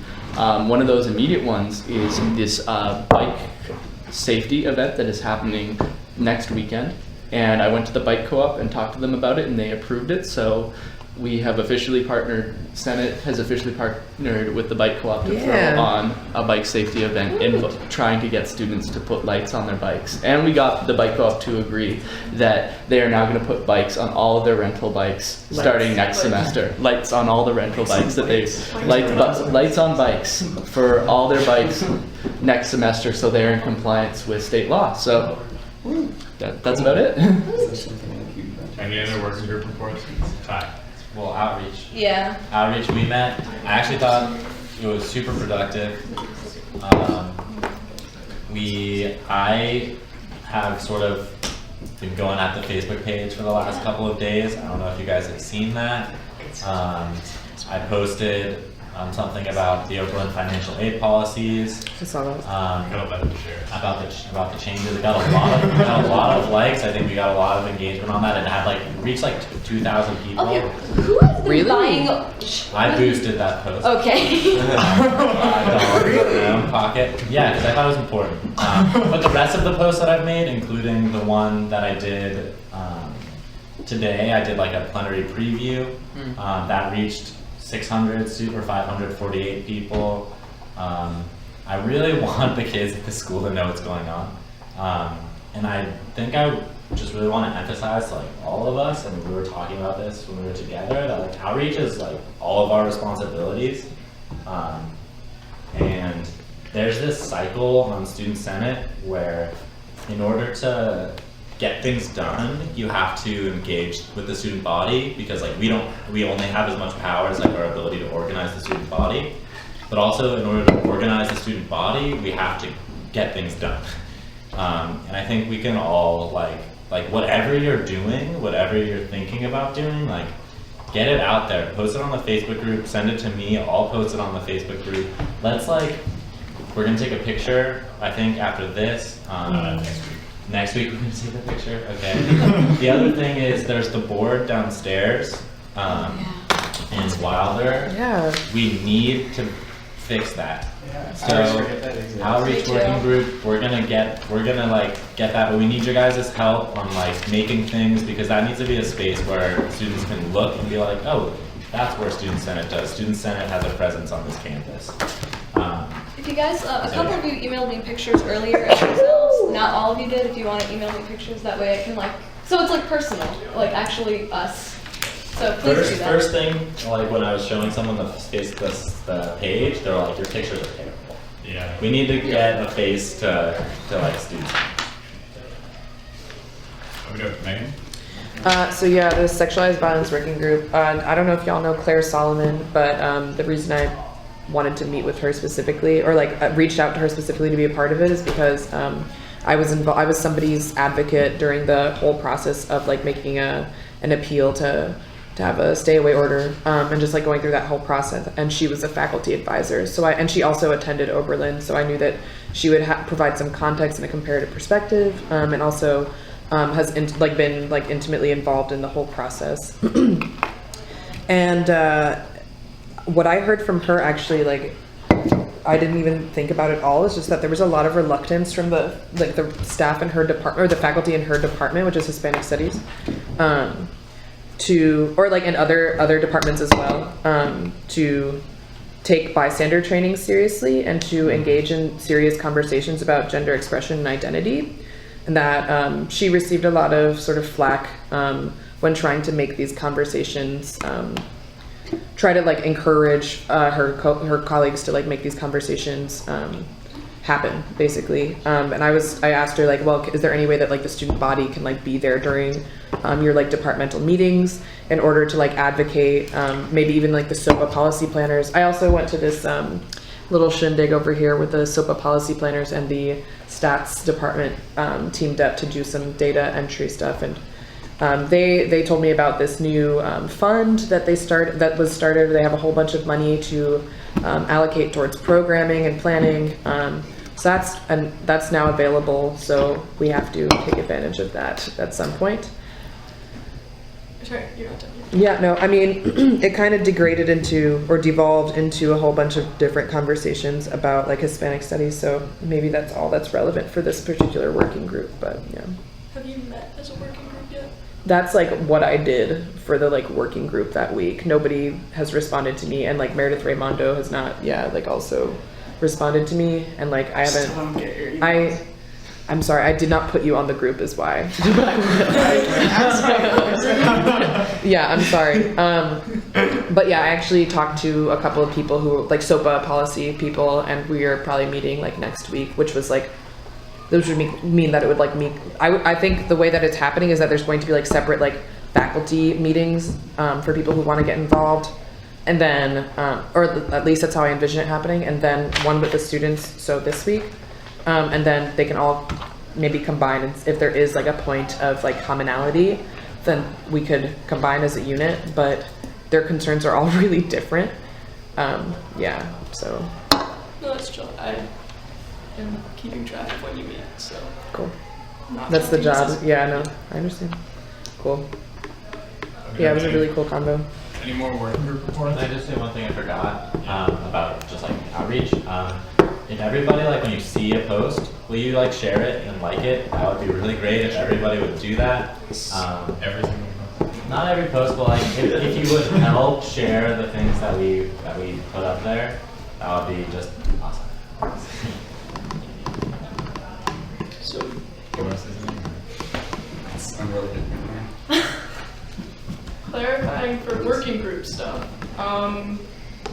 This means that student health, res ed, financial accessibility, sustainable transportation, SFC, transparency, sexualized violence, and varsity athletics all need to meet next week, or I will once again call for them to be disbanded. Transparency has already met once, and we have a meeting on our calendar for next week. Yeah, this isn't like a you're in trouble. This is a those were the groups that did not meet this week, and we must meet every other week. So. And Transportation met this week. Okay. Yeah. No one did I get notes for that? I sent it to the student email, Senate email account today. Okay, send it to me. Send it to you? Okay. That email account is terrifying. Okay, sure. I'll send it to you from now on. Anything else? What's something? Any other working group reports? No, I have to send it. None. Okay. I mostly need attendance. Moving on to discussions. Oh no, decisions. Everyone cool with moving on to decisions? Yes. Yes. Okay. Committee appointments. So we've got a couple people to appoint to committees. Let's see. I guess we'll go to Zach first. Zach, which committee are you applying for? Financial aid and admissions, general faculty. Okay. What? That's great. Okay. Wait, I want to be on those. There's an open space. Never mind. Just saying. Yeah. I don't want to even see. I think. Die. Yeah. Good. Justin is on it as well. Is that okay? Never mind. Then there is. We have to. I guess if I get So I guess I appointed. Never mind. There's also. Can you check really quick on that one to make sure it's not one conservatory, one arts and sciences? I'm pretty sure it says You took the words right out of my mouth. Oh, So and I don't know if that's an issue. I don't know if that's concrete. I don't like. And again, like, you know, if you can't get a if you can't find a conservatory student, I don't know if anyone's tried, but if you couldn't, like, is it better to leave that seat open, or is it better to just fill it with? That's one of the big issues we're facing, actually, is that it's very difficult to find conservatory students who are willing to fill these openings. I think this is something we need to reach out to Conservatory Council about. Sure. Because I think they have, I think they would get involved in this. I think Albert, you also can get involved in trying to get conservatory students on the committee too. Yeah. Yes, no?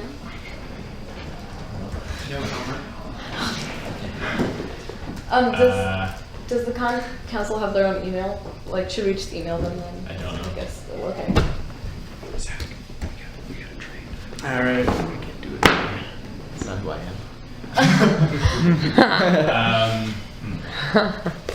In the short term, do we want to try to appoint you anyway? It's weird. Okay, well, I think I was the second person to apply for committees. I don't want to I don't want to play the blame game. And the reason I wasn't at plenary last weekend is because my parents were here.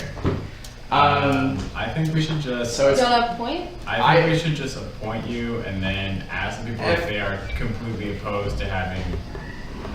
Look, if you're comfortable with that, this is what I really want to do this. I think it's like an important thing. I think it's something I can stay on for a long time, which is a good thing. I don't know. My only concern is that we are breaking like a rule that's in place, and I don't know if that's the case. I don't know if people like who run these committees can say like I want us to have one arts and science. I don't know. It's a chartering thing. It's like these committees are chartered. The structure of financial aid is different for college students. Yeah. College students, and my understanding is that there's a lot more merit-based aid in the conservatory than there is in the college, which is probably why the charter, that committee says there has to be a college and conservatory student. I don't think that precludes us putting Zach on the committee. To clarify that, it's not just this committee. It's most of the more serious committees. I'm taking a look and 3, 4, 5 bunch of them. Yeah, I think if we're going to decide like, yeah, we need a conservatory student, then it would be inappropriate to appoint you now, to only have to ask you to step down. So I think if you were okay with deferring for a week. That's not what we're saying. The thing is, there are 2 open spots for students on this committee. Yeah. One must be an arts and science student, one must be a conservatory student. We can't appoint him to the spot for a conservatory student. What we're talking about now is appointing him and asking how they would feel about having an extra student member, maybe not even necessarily voting on the committee, but just sitting in on the committee, or sitting on the committee. And like my point still stands. Like I think we should like talk to the committee and figure out if we can or not appoint Zach first, and then we can vote. Wait, I don't understand why this has anything to, like, I mean, if there has to be a college student, then he's a college student. Who we already appointed, Justin. Oh, there's already, I did not know that. Okay, that makes sense. Can we approve like Zach for the committee position and basically like say if we can get Zach on the committee, like we have to talk to the committee, right? Mm-hmm. Figure out if we can have 2 students on it or if we can have both students be from the college, but we can approve Zach now so that once we are able to do that, then he can go on. I think is that like an okay thing to do? Yeah. Yeah, why not? We keep using the ambiguous we. Are we thinking that it'll be Nick who asks if he can be on? Because like, honestly, Zach, if you feel confident asking if you're okay to be on, we appoint you, I think that will solve everything. And if you come back next week and you're like, they said no. They already met. They met, but I wasn't appointed. They met last week, but just so. You have it says roughly monthly they meet, so you have roughly a month before I suppose, yeah. They met like, I don't know, Thursday or Friday. I'm not sure which one. it does not say on here, conveniently enough. Yeah, so I did contact the chair earlier. Who did you contact? Susan Colley? Let me look into my emails to make, yeah, let me check that. But I did, before I applied, I talked to the committee chair to basically clarify when it met, and it was pretty nebulous, but whatever. All right. So do you want to like move his appointment to like the end and do whoever else is less like complicated Sure. right I mean, now? the other thing is that like with Senate committee appointments, it's always a little bit strange, just because like even if every single student seat is filled on every single committee, we still have to all be appointed to committees. So yes, Susan Colley. Good. So in terms of that, it gets a little complicated. So I think we should talk to the committee chair and see if they're okay with it. Yeah, if she's responded to an email by you. This was a while ago. This is let me. If she's responded to an email by you, then that's then you sending her another email will likely be more successful than another person trying to send her an email. This was November 2nd. I mean, it was a pretty like. I don't know what you. I will do it if you guys want me to. I honestly don't think it matters who does it. If you think because it wasn't like it was a pretty curt email. If you're comfortable doing it, then it's probably better for you to do it because that just cuts out the middleman. Because then I don't have to just be reporting back to both of you guys. But I would like you to like just read what I say and tell me because and you should definitely CC me on these emails and if if she's not responding to you, then I can go and You can even send the email to all of us if you want. Yeah. Okay. She can workshop. Okay, moving on to less contentious appointments. Let's see, who else do we have? Who wasn't appointed? Oh, Jordan? Yeah. Libraries committee? Library committee. Yeah. Okay, so do you want to just say a quick word? Sure. I have always appreciated libraries. No, but seriously, I really enjoy libraries. I think they're a very valuable resource on campus. I spend a lot of time in Mud. That's one of my favorite places on campus. I'd just be interested in seeing the inner workings of it and, applying whatever critical thinking I have to whatever decisions the library committee makes and serving in that capacity. So yeah. Okay, yeah, Corey? Can I have ask a question? Do you know if this also applies to more than Mud, but also the science library and the I imagine it does. Okay, just curious. Okay, voting on appointing Jordan to the libraries committee. All in favor? Aye. All opposed? All abstaining or recusing? Okay. I'm recusing. Okay, you are now in the library. Congratulations. You should email. Yeah, we'll do that right now. Yes. A suggestion for you. Yeah, okay, next. Next. Am I next? We don't have an order, so. What do you want to be on? Well, I'd like to be on the Housing and Dining Committee. I already met with Michelle Gross once and discussed it with her. She said, oh, you still need to go through like the senatorial kind of process. I'm like, yeah, so here's the process, I guess. And I met with her to discuss laundry this week and the laundry stuff, and I'm gonna write up a piece for the review for that. Nice. And I would like to be on it. I want to know why, frankly, the quality of food in Bascom has really diminished over time. Right. I mean, they never used that smoker that they bought last year, this year. They have a smoker? Yeah. They have Why? I don't know why. I'm gonna find out. And I don't know why. I want to work with them and try to figure out why kind of food quality is very inconsistent, especially considering the amount of food. But I did learn a lot with my meeting with her about kind of why it's priced so much is not so much like there's of course no competition. You have to buy a meal, and it's about the pricing is such that it provides for the entire service operation and for the wages and for the different things that you have to buy. So, let me know that. Okay, we'll vote on this now. All in favor of appointing Nick to the Housing and Dining Committee? Aye. All opposed? All abstaining? Okay. Congratulations, Nick. Thank you. Also, for the record, I have exactly no information from this committee. None. So whatsoever. once you're on this committee, Yeah. please send us information. She's also been she mentioned that she's been very inactive. So. I hope that it's not too revealing too much information. He hasn't really done that. So, but you can confirm for me that Michelle Gross is the chair? Yes. Cool, because I didn't even have that confirmed. Yep. Cool. Okay. Yeah, and she did reference that she got a email from another Nick. Okay, moving on. Oh, well, glad she responded. Next is, let's see, who else? Sarah. I applied for student life. Student Life Committee. Yeah, student life committee. I'm interested in students living and existing, and just all that goes into that. So yeah. Okay. Nick, just to clarify, how many spots on Student Life Committee? I have no information from them either. It's the docs. 3 though. It's 3 total, It says but 3. open we have no idea. No idea. Well, last year it says that Mia Wallace was on it, and she's no longer. She is abroad currently. So she's not. That's good. So she's definitely not. So there's at least 1 spot open. Maybe Or there we'll put it was in. It's a non-zero number. Yes. It's a good thing. Okay, cool. So do you know who the chair is of that even? Because I don't. There's a question mark, and I was going to start with the question mark. And David Kamitsika. Cool, okay, so he may not be the chair in a couple of weeks, so. Okay. But he's where you start now. Okay. He's been pretty good about responding to emails. Okay. So.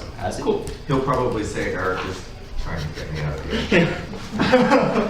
So I will leave that as a question mark, but just know you should start with that. just know for yourself, Sarah, that he's responded to me before. So. Okay. All in favor of appointing Sarah to the Student Life Committee? Aye. All opposed? All abstaining? Okay. I'm trying to think, did we get anybody else? Hey Nick, will you do me a favor? What's that? Or who has the list of open committees? I have a list. Everyone has a list. Everyone, it's If you shared. go into your shared documents on Google Drive, I will be very surprised if it's not there. Okay. Fall 2014 Committee Master Document Update. Okay, great, thank you. Yeah, okay. Everyone who's not appointed to a committee yet, please just tell us whichever one you want. Just tell us so we can get you appointed. Oh yeah, also if you have one you know, we can appoint you right now, so. I want to do the admissions and financial aid one, and I know that we just ran into that issue, and then equity and diversity. Okay. There's space in the equity and diversity one, so. I talked to you about the FINI, the convocation committee. Do you know if that has a grade restriction on it? You have to be don't you have to be a third year for that one? I think you have to be a You do. Which one is this? What's it called? I think it's called the FINI lecture. Yeah, committee. FINI lecture. Yeah, committee, okay. that is third year and older third students. year. Yes. That's good. Okay. Yes, that's fine. You also must have broad academic interest and concern for equality. Okay, so talking about the financial aid and admissions committee. I think we should maybe postpone appointing people until next week until we found out exactly how that works. I'm writing an email. Do you? Wait.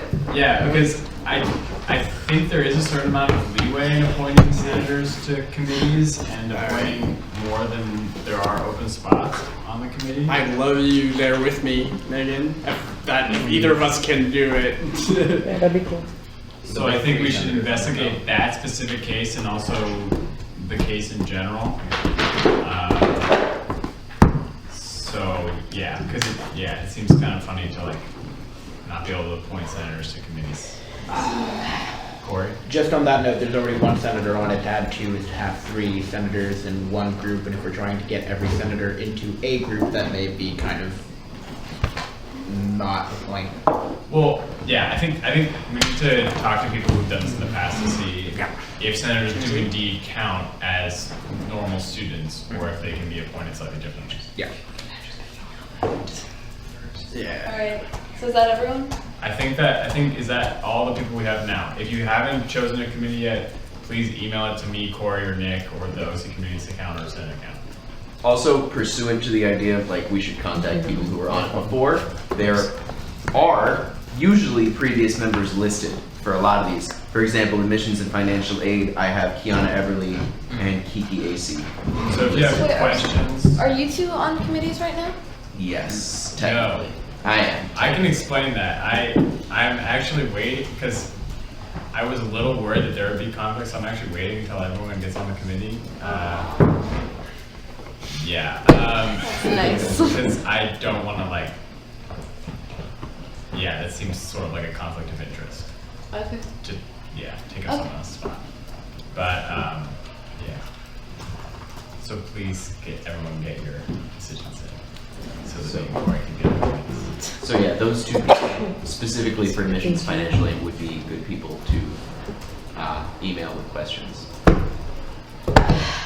Okay, moving on. Yay. All in favor of moving on to discussions? General feelings? Positive. Okay, discussions. First discussion, Green Edge Fund. Cool. I found the time. It's 12:50 of the one meeting I know about. I know there's a second meeting. It's at 12:15 in the 8JLC, sorry. 12:15 Wednesday. I'm gonna go.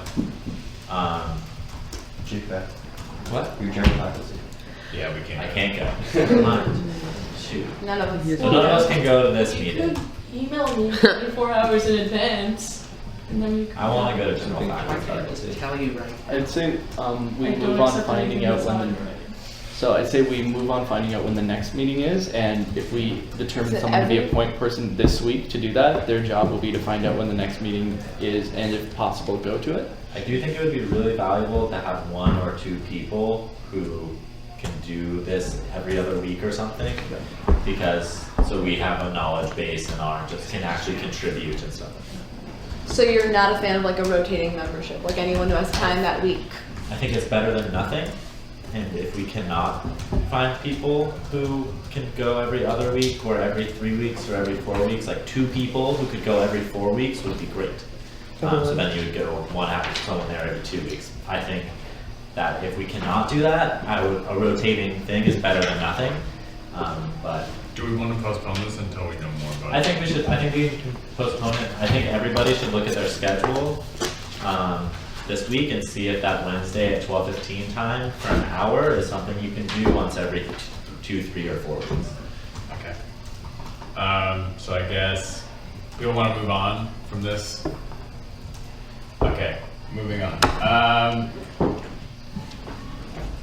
Okay, financial accessibility and transparency in the steering committee. Does anyone want to start talking about this? Or? Jordan, do you want to? I want to. Sure. I feel like I'm talking shit. So this is kind of a conversation that came out of a meeting of the student engagement working group that kind of bled into my office hours in a big way. And what we were talking about, and you guys can like correct me if I'm wrong, is that first of all, Senate as a body kind of lacks focus right now. But that's in spite of the fact I think we all have a core set of like identifiable common issues that we all kind of want to see advanced. And secondly, we think a lot of those things converge on the issue of transparency. So I think that what this discussion is about is talking about what our core issues are, how we can kind of make definitive advancements on them so that we can kind of engage the student body and point to something that we as a body are working on together to get done, instead of kind of this disparate thing we have going on. If I could just add to that, specifically transparency relating to the steering committee. So, because like, basically like, a lot of issues are sort of coming together on the issue of the steering committee. And so we think it's something that needs to be addressed. Okay, so the thing that was the college's decision to suspend the financial aid policy from last year that would have redistributed financial aid based on if you were in OSCA or in CDS, they suspended it indefinitely, which on the surface sounds like good news to a lot of people. However, in that same exact email, they go on to say that any further policy discussion or any other further changes to this policy would be done in steering committee work. The steering committee, I've talked about it before, 3 student members out of 37, one of which is Mahmoud, My opinion is that 3 students is not a voice. When you have 34 faculty, board of trustees members, deans, and other high-level people in the college administration, the steering committee doesn't release true minutes, they release summaries, meaning we don't know who says what, we don't know who believes what, and whatever we get is filtered through sort of the college PR machine. And as far as financial accessibility, if this, I think where we're coming from is that this Student Senate seems to have a really strong demonstrated interest behind issues of financial accessibility, issues of transparency, and then also student engagement and making sure student voices are heard. I think from what we've heard from this committee, those are 3 issues that really bring us together. We sent you guys an email with a bunch of ideas that Jordan and Ben and I and Nolan, we also talked to while we were drafting this, have. To me, this is a massive issue. We need to make sure that financial accessibility decisions are made in a space where students can have a voice and can understand what's happening. So yeah, I think resolutions are on the table. I think we're trying to set up a meeting with the chair of the steering committee. I think tomorrow, or not tomorrow, I am meeting with Dean Estes tomorrow to try and set up a meeting with the CFO so that people can try and get a better at 10:15 tomorrow morning with Dean Estes, so that we can try and find ways so students can have a better idea of Oberlin's financial reality. So this is something I just really want everyone to be cognizant of, and I think it's something like, if I had a choice, I would make like this issue one of our issues that we really push on, and I think it can bring us together behind a lot of common goals and really like give this Senate a direction. Yeah. So I want to just like put that out. I think it's also important to note that like, while the steering committee and like the issues that we've just outlined are like part of what they do, like they also like, they literally consider almost everything having to do with like the future of the college. So like, even if student organizations aren't interested in these particular issues, like they still need to be involved with the steering committee. And like, I think that the fact that people aren't involved in this with the steering committee and student voices, quite frankly, are not being heard is like very bad. And so I think that's why we really need to like increase, especially the student engagement with the steering committee. There's 2 things that need to happen in order for this to work. The first thing we have to do is we have to, if we don't want the discussion about these issues to be in the steering committee, we have to create discussion in the students. Which is why something like a resolution, Jordan is working on an article for the Review about this right now. We need to create discussion around financial aid and transparency in the student body. We have to get people fired up about this. And I think among the 15 of us, we have the ability to do this, For sure. but it's gonna take work, and I think it's like the most important thing we can do. Jordan? Yeah, so kind of concretely, I emailed Diane Yu, who's one of the chairs of the steering committee, yesterday and today, about trying to arrange a meeting between either some members of Senate, some members of the student body who are interested in issues of transparency and financial accessibility, to sit down and talk to members of the steering committee. Now, Catherine Stewart, who I guess is the dean of studies, is now also engaging with us, trying to arrange this meeting. So if you guys are interested in attending the meeting, if you know students who would be interested in attending, send me an email. I don't want it to blow up to the point where we have to have like representatives talk first. I want this to be a conversation where everyone at the table is like has a voice and is engaging in dialogue. And we can do more of these, and I think we can pressure them to do as many as we want, hopefully. So yeah. The other thing, Oscar, Zach, like I think Oscar sort of meant that the news that they were suspending this policy indefinitely as like a victory. Yeah. And I think that this idea that the reality is Oberlin still is facing some type of financial deficit where they have to increase revenue somehow, is my understanding of the situation. And so they're gonna do that somehow, and I think, like. It could be just a normal tuition hike. Something's gonna happen. So I mean, the changes are being made, and we just need to make sure student voices are heard. I think we need to talk at OSCA dinners about this, because I feel like that's a great avenue to try and get people going. And then also, hopefully, the South Campus people, like Megan and Nick and like, let's get into the MRC on this. Let's get into all of the marginalized groups, because we gotta do this. And I feel like we need to go to the places where we can get students organized. I'll go to every co-op. I just gotta talk to you. Yeah. I got Specifically, Zach, I think we were invited to come to facilitation tomorrow or something like that. People will have What is it? What? Did you send them? I don't know. to Zach? I don't know. I thought they were supposed to, I don't know. I'll forward it What to is you. that? I'm not sure. It's like some. I asked if we could like talk about this with the OSCA officers, and then they told me and to tell you that we should come. Both of us, since we're OSCA members, should go to some like facilitation, some sort of board meeting thing. Oh, they're on Sundays. Go up, sorry. No, okay, it's not that thing. 'Cause it's something that's on Mondays. Let me pull out the emails. It's like a.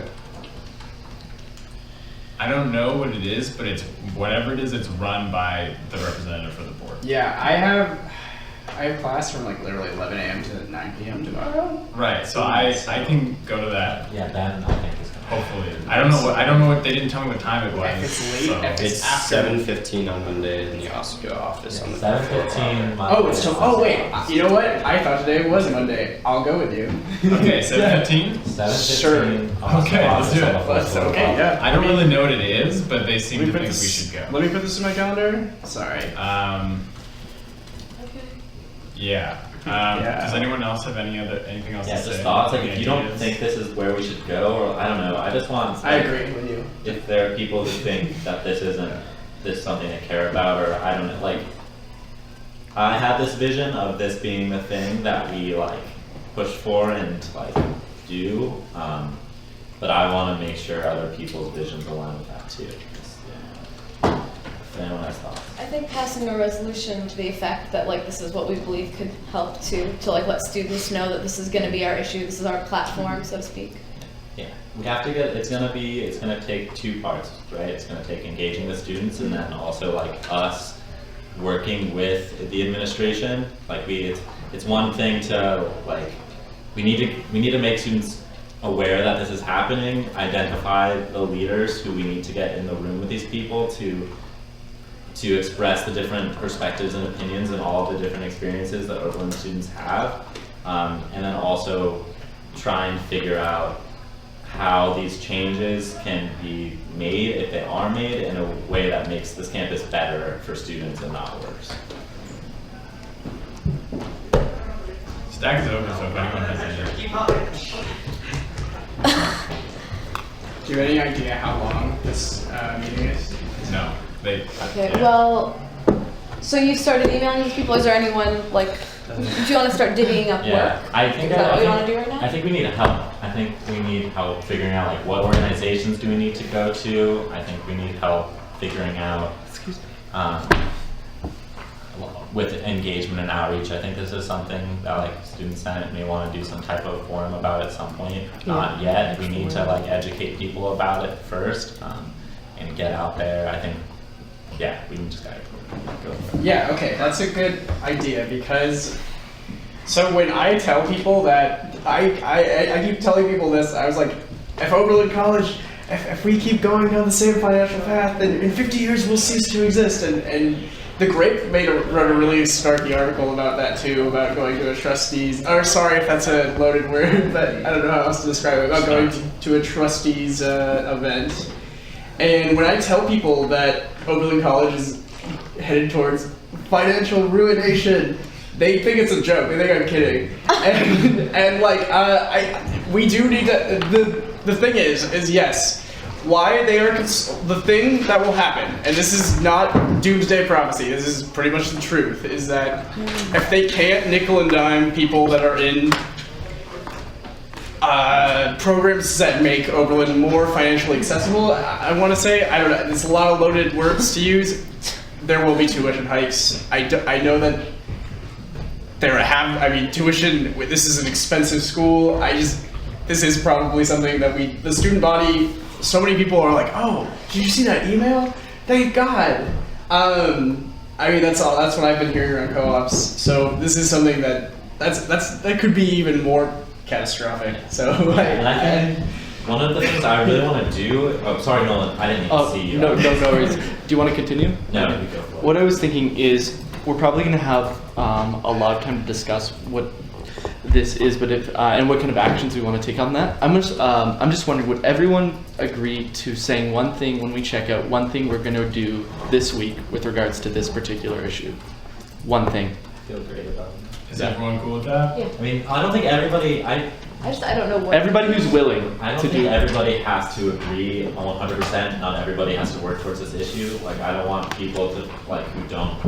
Because even if people aren't speaking right now, there's people who aren't in the room and there's people who aren't speaking who may not want to go behind this. So yeah. Can I amend then? I'll say everyone who's willing to say one thing that they are going to do this week with regards to this particular issue. No compulsion to actually say that, but if everyone who wants to take a stake in this issue and wants to pursue this as something worthwhile, can they say one thing that they're going to do during their Okay, but I don't really necessarily know what to do. Can we talk about some stuff that we want to do first? Yeah. Zach.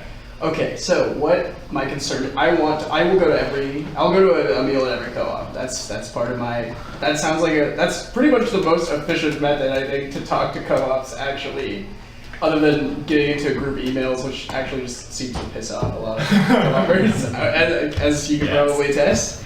The thing is I feel like I can't just go to a co-op and say, guys, there could be tuition hikes. I think it's just a little too nebulous, and my only concern is I want something a little more finite to talk to at a discussion about. And we can wait. I can do this. I don't have to do this week. I can do it next week. We can talk about when I can do it easily within a month, hopefully before Thanksgiving. Speaking specifically to that, to the co-op stuff, when we talked to the president of Oscar, he suggested perhaps that Oscar could do a caucus on this issue. Okay. Similar to what they did with the financial aid policy. Yeah, and then also, I assume that maybe we'll be able to figure something out tomorrow when we go to whatever this meeting is. Yeah.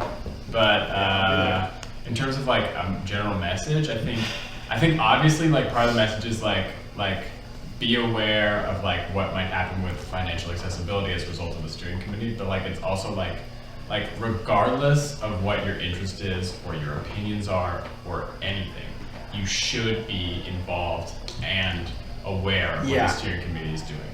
Their decisions affect every single person on campus. So regardless of what your opinions are, you should be certainly involved in this process. So I think that is a unifying message that transcends every student group.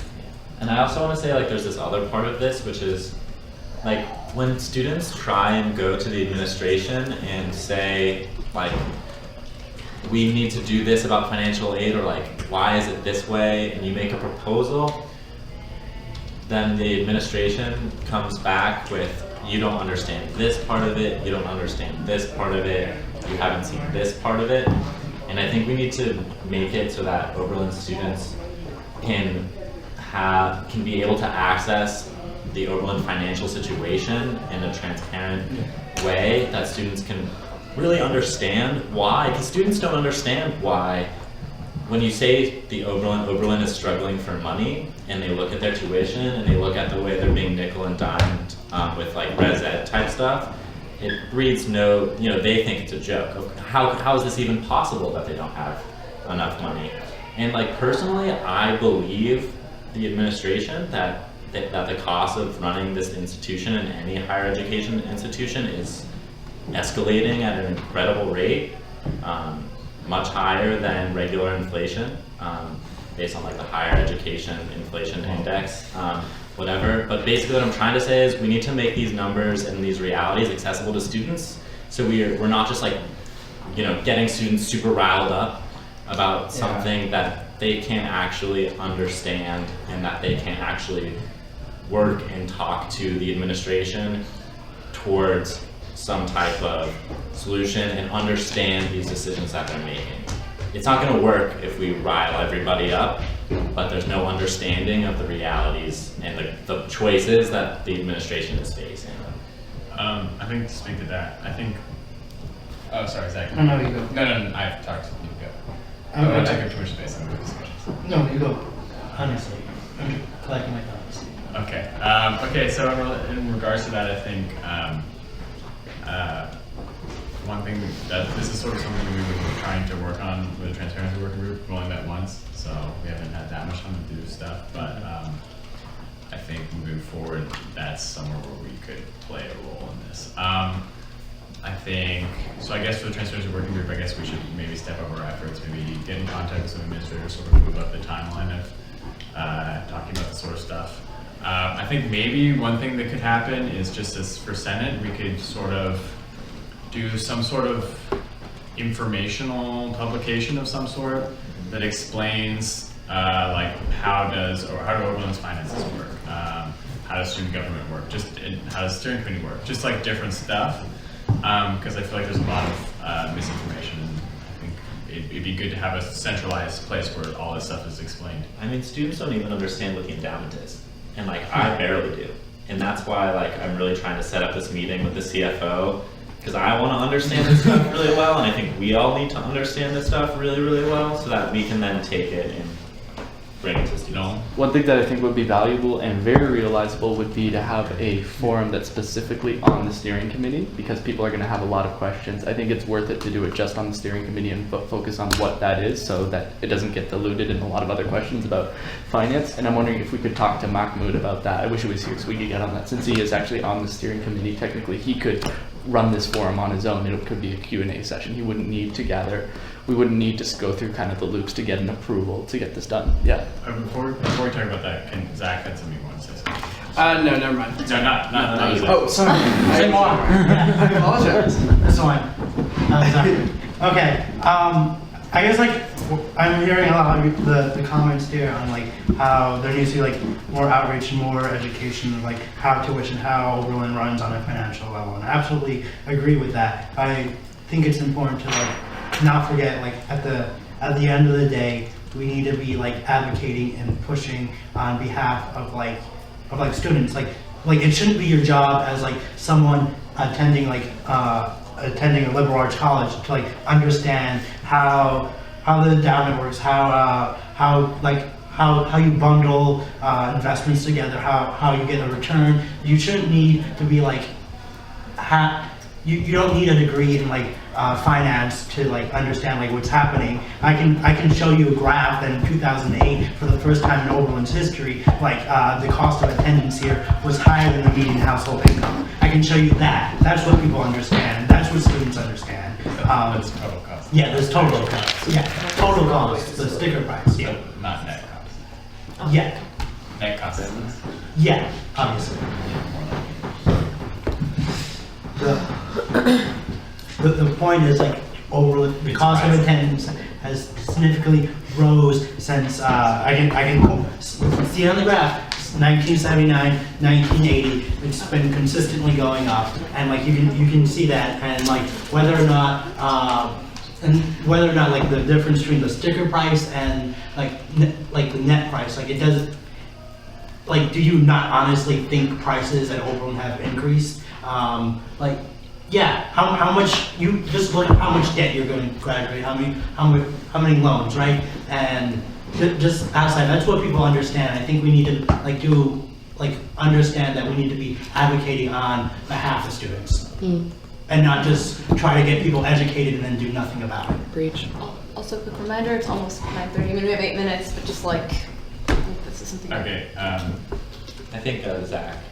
Yeah, I'll just keep this fact. Just think about Oberlin College is over-enrolled and has the lowest like pretty much the lowest acceptance rate it's had in its institutional history.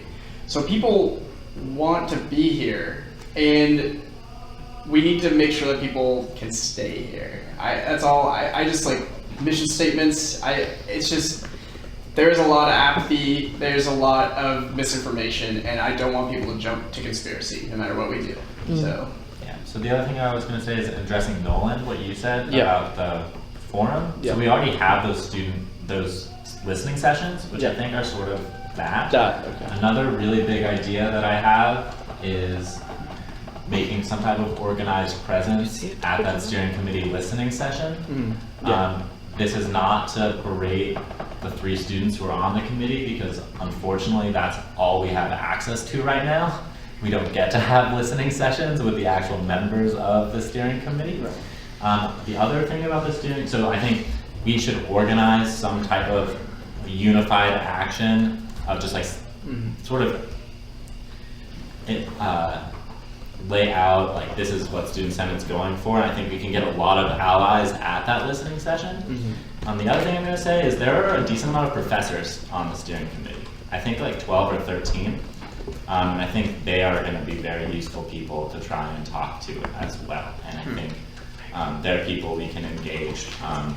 And I know that the faculty has problems with the steering committee that they will say maybe off the record. I've definitely heard swirling rumors that a lot of faculty think the steering committee is a farce. I was talking to a high-level administrative person yesterday who said that.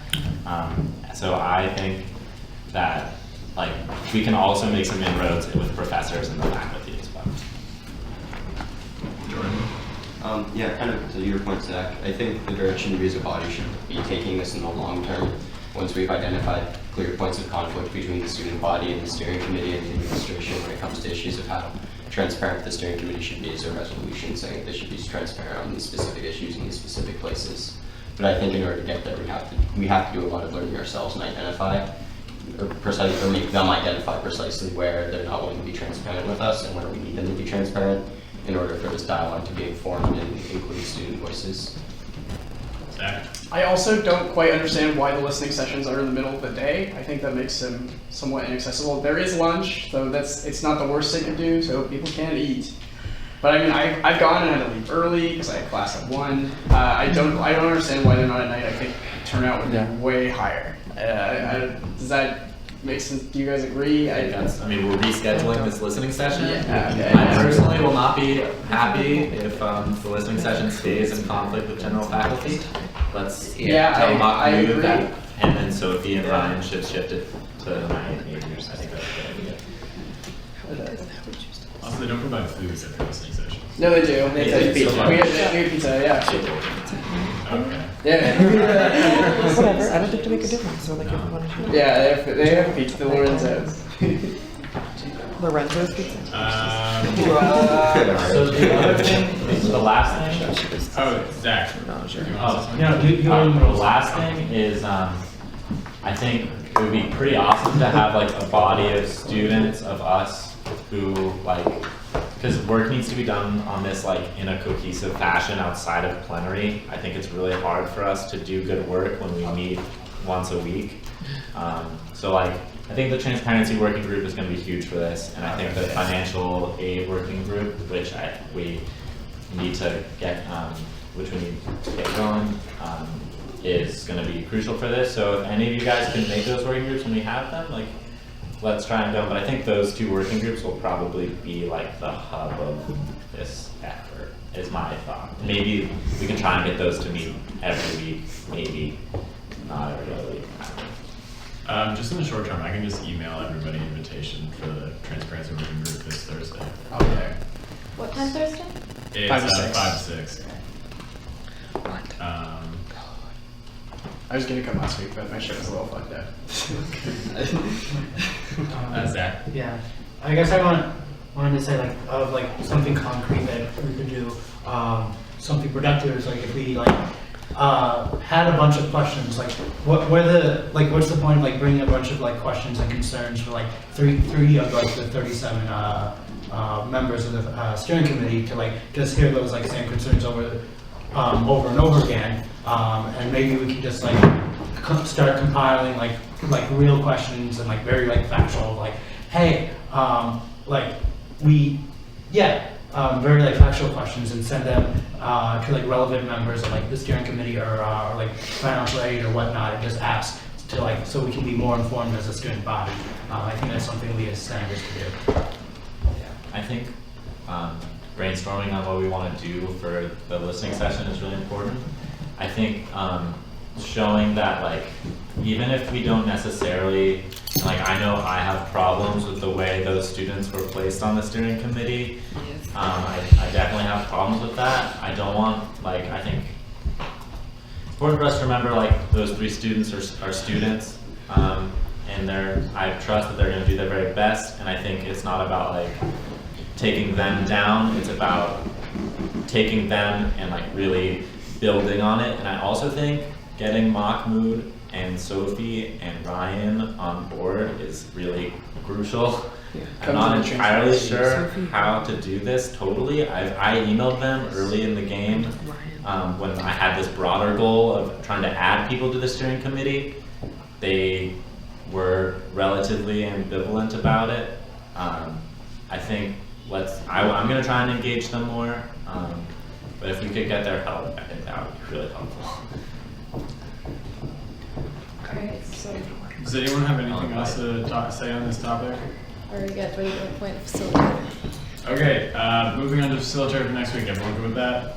Okay, positive. Anyone want to volunteer? My bad about today, y'all. I will do it next time. You want to do it? Is that okay? Yeah. Okay. Okay, cool. We'll put Megan as be facilitator for next week. Okay, moving on to checkout. Everyone good? Mm-hmm. Okay, everyone good. Okay, yeah, normal checkout, plus if you would like, you can include something that you're going to do related to the steering committee stuff. Okay, Ben Libby, he, him, his, 3rd year senator. What will I do? I'm going to hold office hours as always, be with the transparency working group, and try to get going on some informative information about finances at Oberlin and stuff like that, so that we can get people educated before they go to the steering committee stuff, and so that we have people who are more educated going forward in this. Yeah, Zach? Zachary, and his, and I plan on meeting with the rest of the student financial accessibility working group later this week, and then as well as Yeah, when is that? when is that? Isn't it 8 on Wednesdays? Yeah, but I'm going to propose to have it later this week. And I said people can just speak during the weekend since the week doesn't seem like very well. Okay. I think also at the listening session, let's tout it, like let's say we're having this, like maybe we have the working group on Thursday or Friday, and then we can say at the listening session on Wednesday, you should come to the financial accessibility working group this date at this time. Yeah, we could do we could do brunch maybe Saturday. Also, like this is something that could like be yeah. So that's what I plan on doing, and the strategic planning committee. I guess I also plan on pulling up like all the information I've compiled from like this semester and last semester, and like seeing like where I can start going on like getting kind of like an educational thing for like students, because I do have a lot of like the financial history and like yeah from like that I got last year meeting with my mom. So yeah. Sarah. I'm Sarah, 3rd year, Shooter hers, senator. This coming week, I'm going to hold office hours, audit time cards, have student health working group, research liability, and write proposals for EMT. Do things with the steering committee.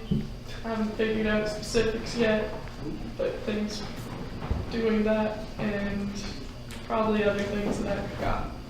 So yeah. All right. Hi, I'm Anjali. I'm a 1st year. She, her, and hers. I'm a senator. You know, office hours and that sort of stuff. I'm gonna see actually this week if anyone like who's pretty knowledgeable about the SFC wants to do like a brief informational meeting on, not a meeting, I'm gonna record what you, like the logic behind the SFC's Wilder Voice decision. So at least people like know their logic, it'll be online, like maybe I'll get a whiteboard, you guys can draw things. If you know, like Ty maybe? Talk about this. I would love to help try and explain what the SFC was trying to say. Yeah, that's a great idea. Yeah, so like, because I don't want people to think the SFC is like a villain here or anyone else. It's just I want the Maybe get a dissenting voice too. Yeah, oh, we can do both. I don't care. I'm just gonna work on that. Too complicated though. Okay. No, Excellent. Is that it? All right. Oh yeah, I'm good. And steering committee stuff, whatever that entails. All right, hey everybody, I'm Nolan. I use he, him, his. I'm a third year and I'm on Senate. And what I want to do this week is make sure the bike co-op gets publicized. A bike co-op sponsored event gets publicized and goes smoothly. I also want to check in with Ali about the task force for the proposed panel that we are going to be putting on, and I also want to organize us as the South Campus liaisons and strategize about how to particularly engage the community of South Campus at large about this issue of financial accessibility in the steering committee. Can I just say that I think Ollie and Miri and people who are working on him with that project is a great group to reach out to about the steering committee, because I think I think they will be interested in this as well. Absolutely. Megan. Hi, Megan, she, her, hers. Yes, ladies of Senate, senior senator. This week I plan on meeting with Carolyn Grimes and Katie Leader and Sonrisa Alter and Uma Venkatraman, who are all people who have been either SOPA advocates or people who have been working on the policy, the sexual offense policy. I'll be meeting with them. I will probably have a follow-up meeting with Claire Solomon sometime this week as well. ¿Qué más? All the things that Nolan just said. I will probably have a couple of conversations with Ali. As I will continue to talk to the person who brought the concerns about the steering committee's students being compensated. And I will also reach out to all of my homies who are heads of cultural organizations on campus, and be sure to encourage them to get involved in this process. Checking. Corey, second year, he, him, his. Gonna do office hours, transparency working group, general faculty committee, and I'm going to finish up a poster I've been making for student engagement, trying to get non-senator students into committees. Nick, third year, he, him, his, senator. I'm gonna do office hours. I'm gonna do general faculty stuff. I'm gonna try to get a hold of Ali. He moves very quickly sometimes. I know where he is right now. And I'm definitely gonna bring up the steering committee stuff in a big way with him, because the research that he's doing, it's looking more and more clear that we're gonna have to go into a lot of financial ish to get answers to a lot of the questions that he wants answered. So, guess gonna keep working on that. I'm actually gonna get interviewed by somebody named Arcadia tomorrow. Oh, Arcadia Ron Frank? Yeah. Yeah. She's gonna interview me. Why? She, right? What is she interviewing you for? I don't know. Just something. So we'll see. That could be fun. Don't say anything scandalous. No, I'm not gonna say anything Is scandalous. it you specifically as like committee liaison? No, just me specifically as a senator. She just got my name from a mutual friend. So I think if there's anything someone else knows about that she's asking, you should refer them. Oh yeah. I have absolutely no idea why she's getting you let people. We'll see. I won't say anything incriminating, I promise. Say all of the things. All incriminating things. We're a scandalous body. We need to be a yeah. Seriously. Okay, Zach. All right, Zach. He, him, his. Busy week. I'm going to have 2 sets of office hours. We're going to meet with the OSCA president tomorrow night. I have to register for classes. General I have to register tomorrow. General faculty meeting on Wednesday. The Senate forum on Wednesday. The student health working group on Wednesday. The transparency working group on Thursday. Okay, 7:15 tomorrow. Yeah. Yeah, I have it in my calendar. It's in the third Wait, floor. you guys, It's not Scott. finish. Jordan, do this. Are you done? Or? Jordan. My name is Jordan. I use the pronouns he, him, and his. I am a student senator. This week, I'm going to write an article for the Oberlin Review. I'm going to hold office hours. I'm going to go to the Transparency Working Group. I'm going to email Diane you again. We're going to get in touch with Kamitska if it's the last thing we do, Nolan. That's right. And that's all. Love it. I'm Ty, he, him, and his, third-year senator. I'm gonna keep up with the student finance committee. I would love to try and figure out a way to help explain to people what the SSC was thinking. Getting this working group together is really important based on these appeals. I'm really sorry I didn't do that before. I'm going to figure out our plan of action of some kind for the listening session, whenever it ends up being. I'm gonna get it. It's not gonna be during the during the general faculty if I can help it. And I'm gonna go to general faculty. I'm gonna go to the transparency working group. I'm gonna go to the financial aid working group when we figure out what time it is. And I'm meeting with Dean Estes tomorrow. To try and get a meeting set up with the CFO to try and understand Oberlin's financial situation and figure out how to make that accessible to students. And I think that's all I can think of right now. I'm Albert, which I prefer he, him, and his. And I'm going to continue my secretarial duties. As imagine, especially with the new working groups coming up, they'll have more minutes to post on the website. Also, the changes to the agenda as were made tonight. The general faculty meeting is Wednesday. Hi, I'm Nick Olson, he, him, and his. I'm a fourth year. I am going to attend the listening session. I'm going to the general faculty meeting. I'm going to the forum. I'm going to write the article for the review. I feel like Senate's going to have a major presence in the review this week. We already had a piece this week too. Yeah. We did. I read it. It was good. I liked your bullet points. We announced committee openings. Reaching out to people. So cool. You're writing about the laundry thing, yeah? Yep, I'm going to write a quick article. Fantastic. It's mostly going to be factual, and I'm going to try to be. I'm going to try to. Oh yeah, I got you. Do you know? Bye. I'm turning this off, so everyone say goodbye. Bye.